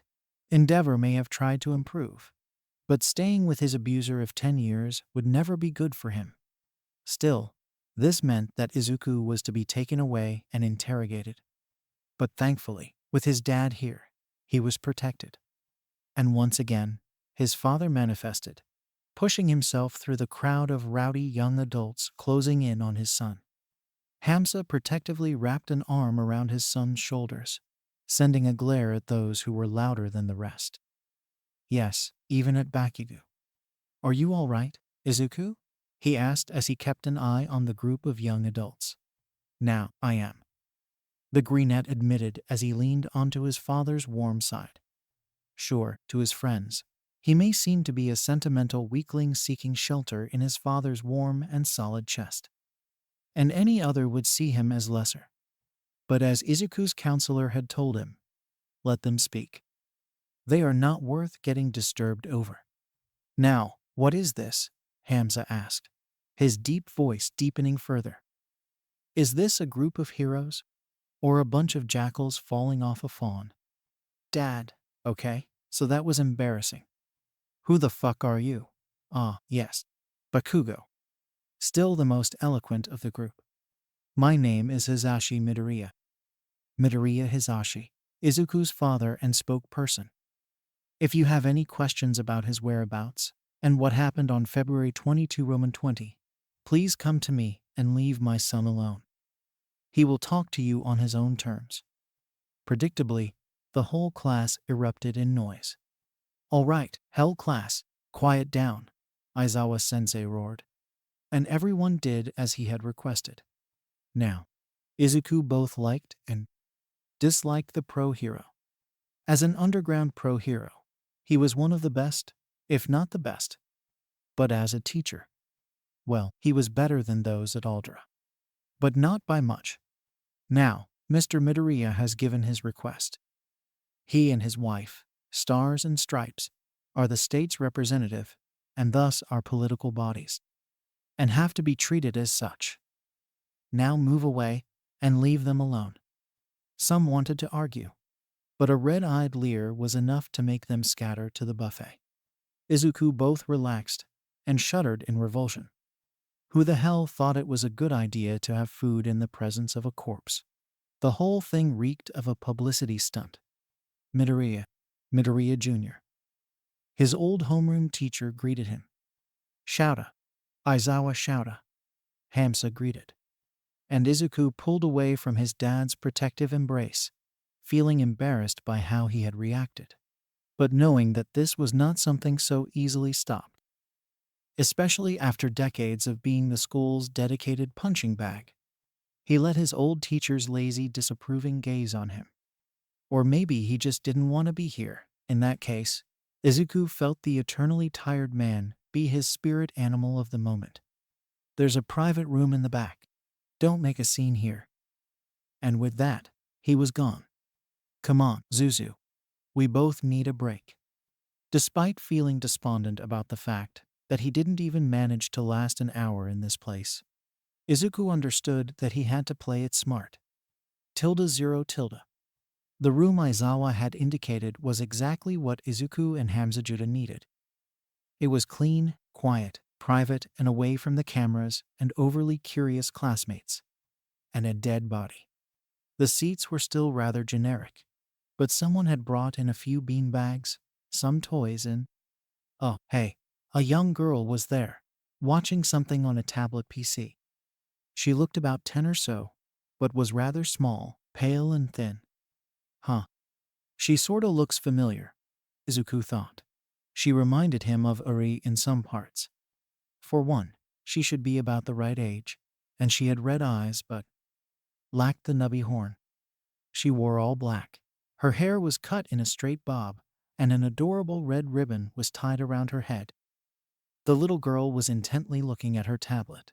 The oversized headphones stuck to her ears, and the way she stood stiffly told Izuku that she would rather be left alone in the room than to share it with him. Relatable. It was almost enough for the budding Vaishnava to turn tail and have another round of hounding for her sake, only to have his father push him in further.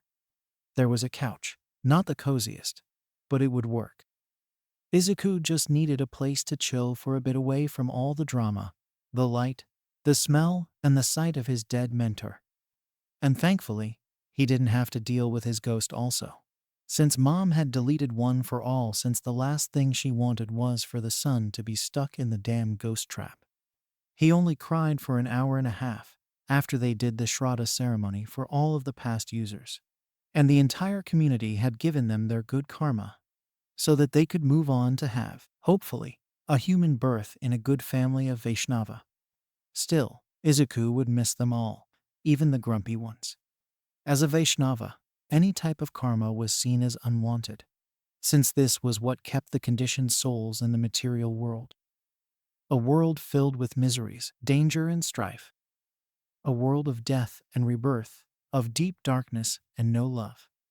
And to be honest, Izuku had enough of this.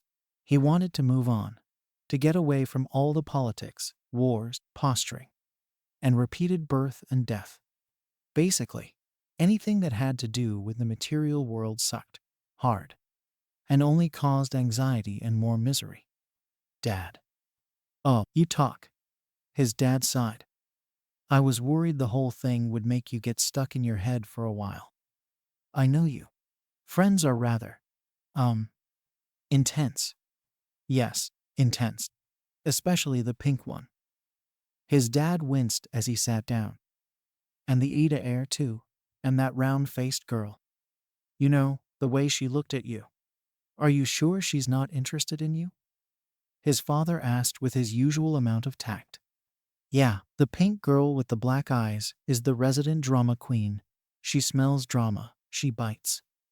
Hamza winced. A gossiper.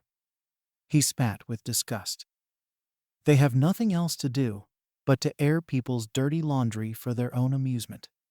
I know, Izuku shuddered, for he had been in Ishido-san's talk a bit too often, mostly as whom he'd apparently service, and for what. And your Oroka-san is? Well, we were still on friendly terms until I let it slip that I was a Hare Krishna.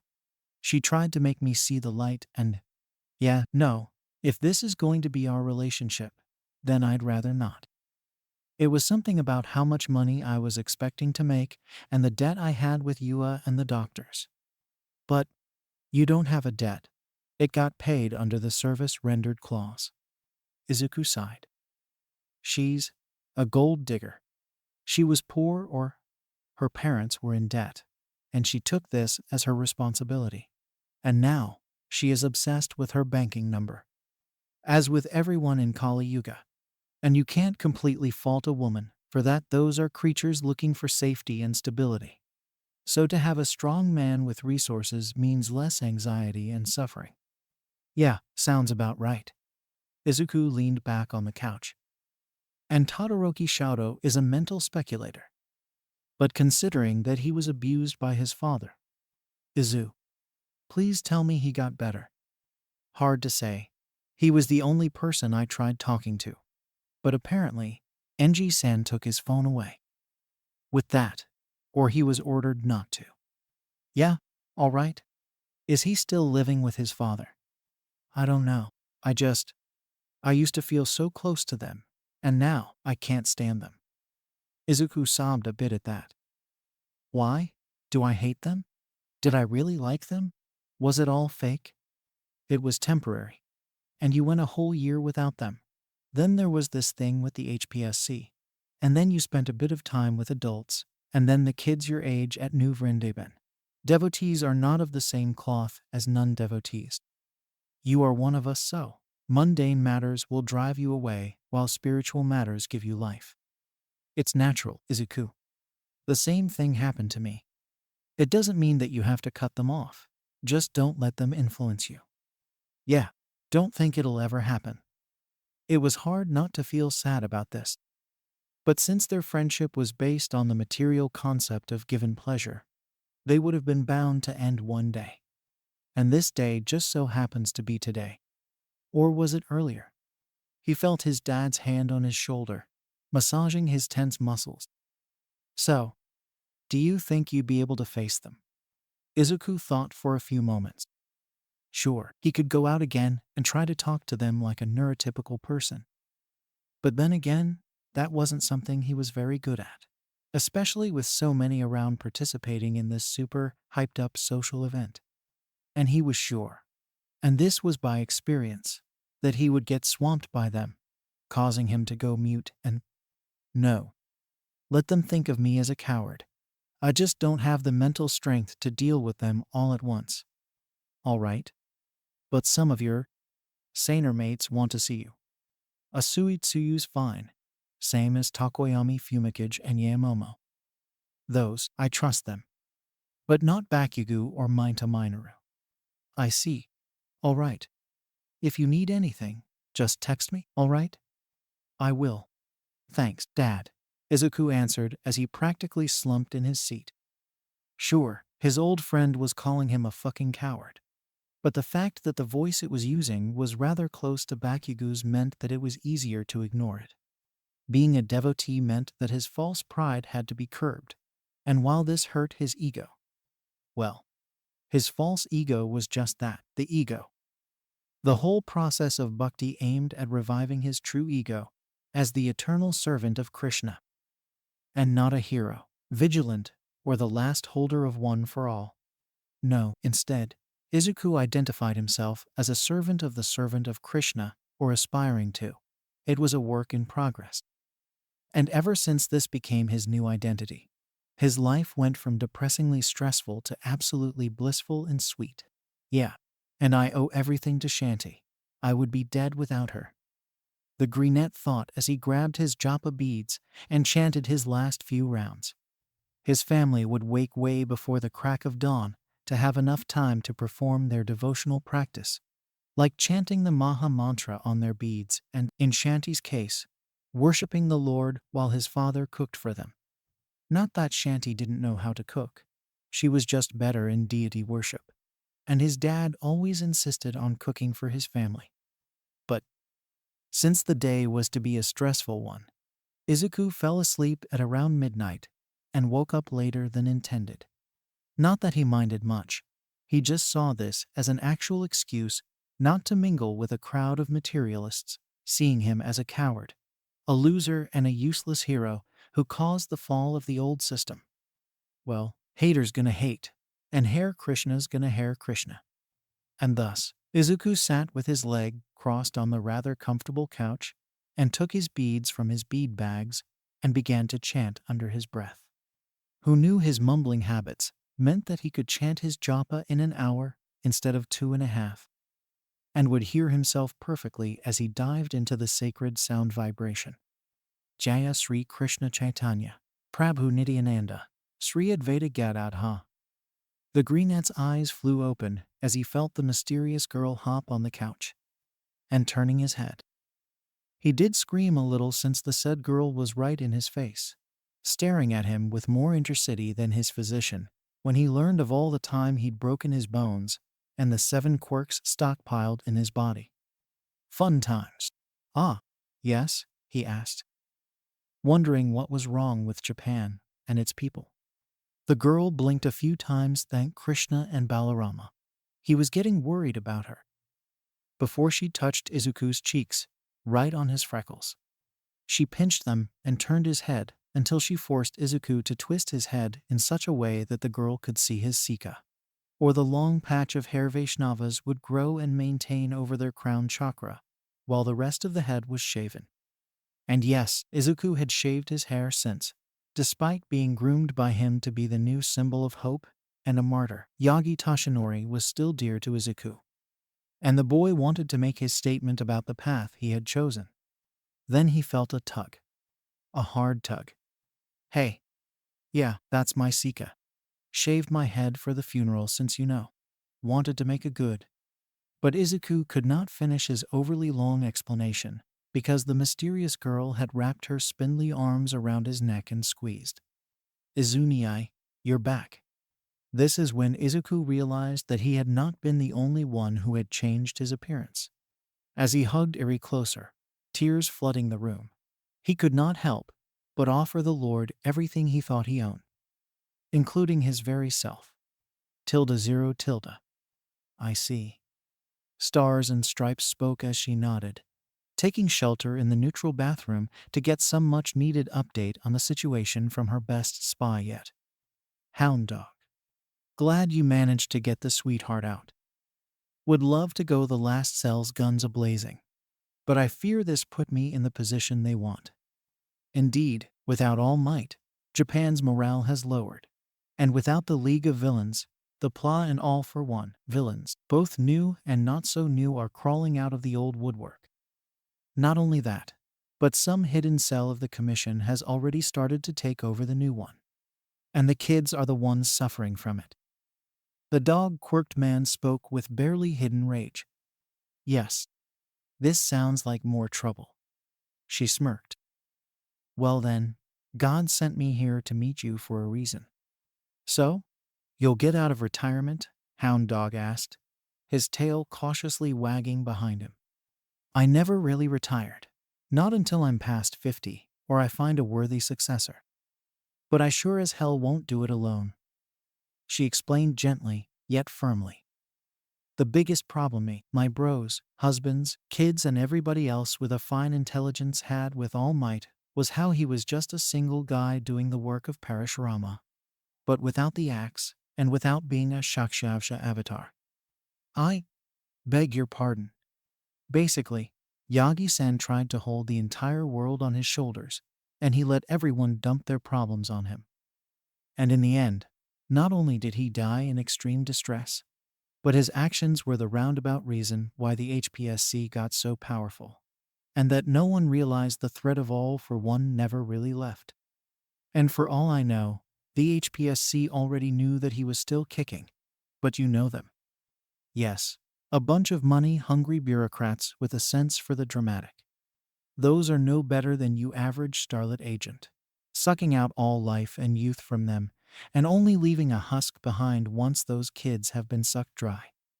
So I made sure I won't run this show alone. I will be the figurehead and the strongest. But I will also plan for the future. And speaking of which, I managed to get Eri out of their grasp. She's a mess, but she is safe in the funeral parlor's lounge. Eraserhead has already delivered Hero Deku. Deku.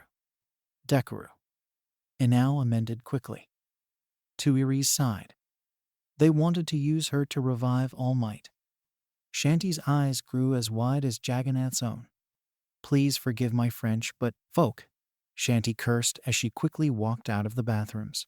She didn't think she needed her suit, but she fought in worse than a sorry. You better plan for a quick distraction before the show starts, and make it something big. Hound Dog spoke with clear urgency as he trailed after the Vaishnavi hero as she stormed out of the bathroom. For her part, Shanty was desperately praying to Krishna for inspiration, for anything that would let her save Eri and Izuku. Suddenly, she almost bumped into Tenko as he exited the bathroom, looking extremely unimpressed with the facility. Thank you, Bhagavan. You are a genius.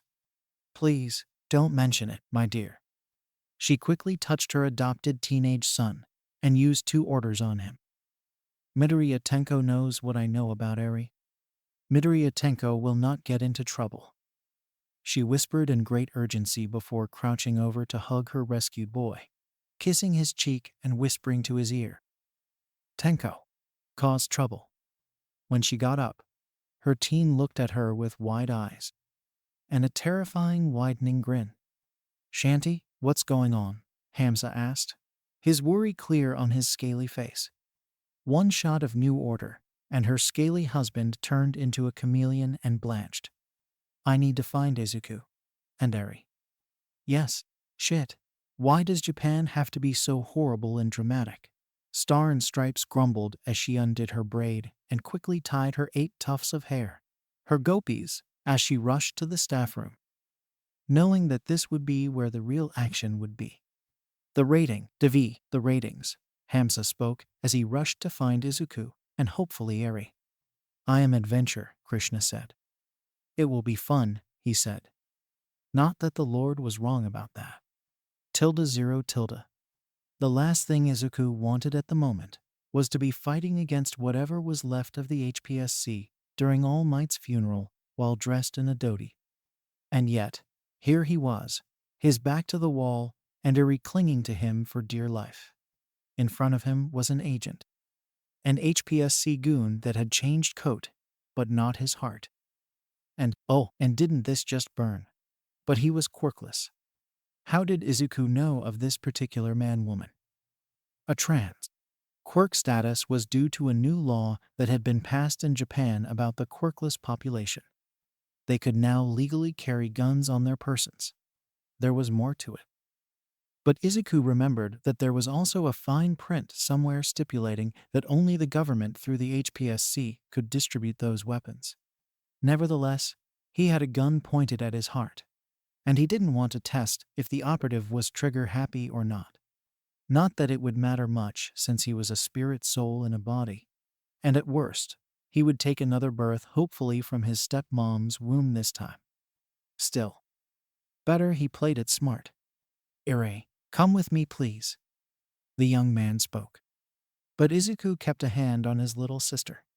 He had already told her not to listen to what her handler would tell her and stick to Izuku and his family. Why do you want Eri so much? And I thought the HPSC was considered a terrorist cell. We are not terrorists. The fool screamed. The hand on his gun was shaking, and he was sweating more bullets than he had in his magazine. We are the only ones who can save the world from the rampant villains destroying everything. You torture children. A necessary evil. You drag them until they can't live with this shit in their system, like hawks. A necessary evil. And look what they did to you. Izuku narrowed his eyes. Now you tell me. What's your ultimate goal of life? He asked. My ultimate goal in life is to serve my master, the HPSC president. Your mother. She is not my mother. He quickly denied it, his gun still trained on Izuku's heart. She is my master. Her words are my life. Yeah, just like All for One was for Shigaraki, and how All Might was mine. He pursed his lips. And guess who suffered? Shigaraki suffered for his evil. Star and Stripe prevent us from. Knowing that the agent would go on a pride and passion fuel rant, Izuku took his chance and kicked the gun away before snapping the guy's elbow and dislocating both of his shoulders. The sound of tearing tendons did not disturb him. But the fact that the kid under him made absolutely no sound told him that this poor boy had been conditioned. And, as per the seminar he and his mother had received in dealing with HPSC droned, Izuku quickly stuffed his hand in the agent's mouth to the last molars. Not this one, not this one. This one. He yanked the cyanide pill. Then pulled another one out. And just to make sure the boy would not produce another one, kept his scared and gnarled hand in there, just to make sure not to have yet another ghost haunting Japan. The agent kept struggling, huffing and crying now that he had been completely immobilized by a quirkless cultist. Poor thing, what have they done to this poor soul? They have been so manipulated. Oh Krishna, I can't wait to go anywhere other than Japan as long as sanity and your worship and names are present. Like, I heard the Mexican yatra was in this really extreme place.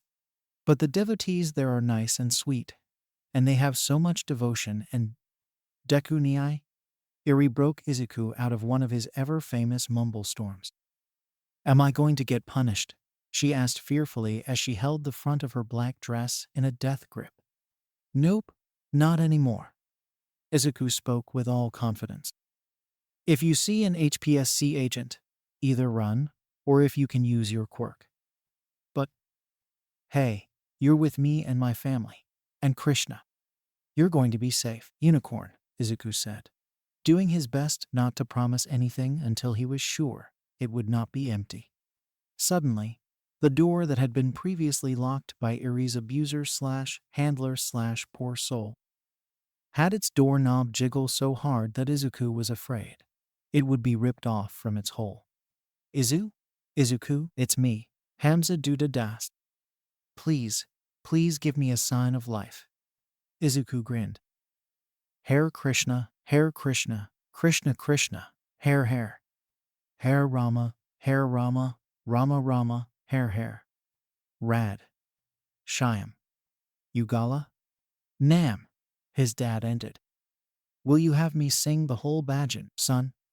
Nope. Izuku happily chirped as tears flooded his eyes. He turned to where Irie was still standing. She was staring at Izuku with literal stars in her red eyes. Irie, my dad is at the other side of the door. You can open it. He looks like a scaly dragon now. Then he turned to the door again. Dad, I'm sending Irie-chan to open the door. I just incapacitated her handler. It's a quirkless trans man who's about as fanatical about the HPSC as me when it came to All Might. Oh Krishna. I pulled out 2 suicide pills from his teeth. Not sure if there's more. The agent under Izuku whimpered. Hey, calm down. We're trying to save you. The greenette heard the door open, and he let out a sigh. Even as Irie gasped. Oh my. And you must be Irie. Nice to meet you, dearie. Hamza spoke quietly, his deep voice higher as he kneeled closer to Irie's height, making sure he was not looming over her. Okay, me too. Izuku turned around to see his dad, and whatever anxiety he had left him. Hey, Zu, I can see you had almost no problem with the guy. A bit. He tried to shoot me. Oh, Krishna Bhagavan, his dad whispered faintly, managing to pale despite his deep dark scales.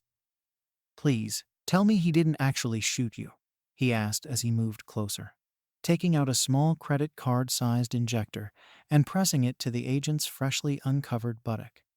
Yes, they did manage to get a kick in, but Izuku had been crowned the wrestling champion in the New York Regional Championship for a reason. He could have gotten a sponsor and a go for the Olympics, but the Bacta wanted nothing to do with fame nor name. He just liked wrestling for fun, that's all.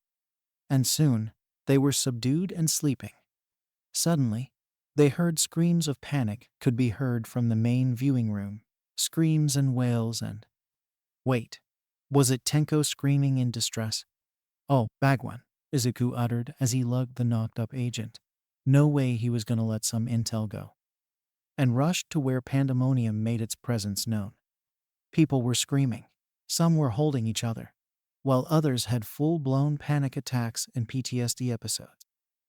For the din, Izuku and Hamza could gather that he was back at it. And how? He didn't change. He was still a monster, and Star has betrayed us. Parkering over an overturned couch and 2 potted plants, Izuku finally managed to see what his mother had done to gain such infamy. Same as his brother, perched on her broad hips as he cried and wept, his nose still dripping blood. Apparently, he had dusted the stage All Might had been on, and the corpse along with it. For a moment, he saw his mentor's ghostly form stare at him, looking healthier than before, his eyes brighter and a grateful smile stretching his lips. Thank you. ~0. So, can you tell us what happened? Hamza asked his wife as their driver. Ryan drove away from the beldame that the funeral parlor had turned into. Stars had managed to make Chief Stuga, Surigo. The dog-faced one let her family go on the strength that they were from the Izdwa and foreigners, and thus would only answer to their own police. Thank Krishna for that. Basically, my spy here, Hound Dog, informed me of a nasty plot hatched by whatever was left of the HPSC to return to power. And this plan involved the little girl with the rewinding power they had stuffed in a vault, drugged out of her mind. She growled, but not as loud as Izuku, of course. Those assholes then took All Might's death to prove to the world that they would be better leaders than the Istwa since they could reverse the effect of death and give All Might back to the world. Bunch on atheistic monsters. Don't they have any shame? Hamza literally spat fire, only to clamp his mouth closed. Dad, why do you even have to ask? They do have shame when they are caught. Izuku shot back with a sardonic smile. Long story short, this event would have been their big comeback to Japan's heroic scene. By the way, all of the new villains used to be old and dead Tartarus inmates. The real numbers of new villains still pretty low since none of them are stupid enough to start another shitstorm after the first one. Shanti continued as he ran her fingers in Tenko's messy hair, mirroring how Izuku was calming Eri down. Smart. And we have outs right now. Places those villains, or those pushed at their very limits, can go to get help. Hamza spoke with undeniable pride. Not quite temples yet, but shelters and rehabilitation centers and soup kitchens are a good start. Giving out prasadam. Seriously, Hamzi, that was a masterstroke right there. Shanti praised her husband, who quickly gave those praises to his guru, and the Lord with a light blush peeking out from under his black scales. Now, what was I saying, right?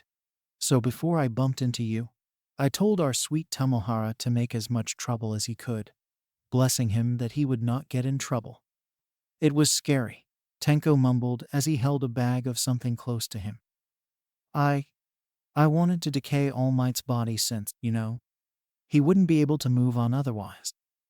But there were so many people around. Bakugo was looking at me as if he wanted to murder me. Yep, sounds like him all right. Lord Explosion Murder. Izuku cringed. Seriously, why did he think he would be a great hero? This name should have been flagged and Psyche is evaluated. Shanti groused. But anyway, I managed to catch up with Tenko after you sent me and Hamza your text, Zuku. One moment I see our precious boy running past the guards in a panic, and the next thing I knew, Bhagavan trips him and he tries to catch himself by grabbing the stupid skirt that's around the stage. Izuku shook his head. So, he managed to do what he was set to do, and Krishna tripped him to give him deniability. I swear, I did trip, and I landed badly. Tenko frowned as he rubbed his sprained wrist. So, we did manage to get our distraction, and because of that, most of the HPSC agents were mobilized to neutralize Tenko. Meaning Izuku only had to deal with Eri's handler, while I and Bhagavan stopped the rest. And my classmate. And your classmates, who now all have their licenses revoked, and who will all be undergoing mandatory psychiatric care. From what Hound Dog told me, none of them are stable. Well, maybe Tsuyu, but it's clear she's breaking. Izuku let out a huge sigh as he let his head hit the back of the seat, cuddling with the newly rescued Eri. The poor dear had fallen asleep after the day's event. Well, that's the last time I'm setting foot in Japan. Mom, Dad, when's our return ticket? He asked. Did they have to stay for a few days? Oh dear Krishna, he hoped not. How about now? I called my bros into getting our stuff out of the hotel. We already have a private jet waiting for us. Woo, Jaya. Izuku tiredly cheered, and he vowed never to fall into Maya's trap again. Heroism just wasn't worth it anymore. He'd rather be spinning his yarn as he heard the eternally sweet pastimes of Bhagavan. ~0. A few months later. Hamza and Shanti acting as the international hero, Bhadra Kali. Look at one with pride and love as their son, Izuku, now named Ilavriddhavarsha Das, cast away Yagi Tashinori's ashes into the Ganges embrace, ending the 200-year curse and ushering forth a new era for the world at large. The ceremony was performed by Vaishnavas acting as Brahmanas, and filled with the sweet chanting of the holy name, as a thank you for the imperfect man who gave everything for mundane peace. Illa wanted to do this for his mentor, same as Shanti Devi Dasi. Even Tenko's spiritual name pending. Wanted to do this one last service to the man wanting to exercise the last of his hatred towards the man in an act of humble service. As Ilivridavarsa Das entered Ganga's auspicious and eternally pure wave shut up, biologist, Ganga's eternally pure. With Yagi Toshinori's ashes, and following the Brahmana's direction, merged the sacred river's clay ball holding the ashes, filled with auspicious substance in her white waves with a joyful sound of Toshinori Yagi Kai Jeho, and the ululating to elevated woman. And with this casting of ashes, the era of commercialized heroism came to an end, ushering in the era of divine mercy. The era of Shanti, or peace. An era filled with chanting, dancing, and love of God given freely. Hare Krishna, Hare Krishna, Krishna Krishna, Hare Hare, Hare Rama, Rama, Rama, Hare Hare. Om Tat Sat.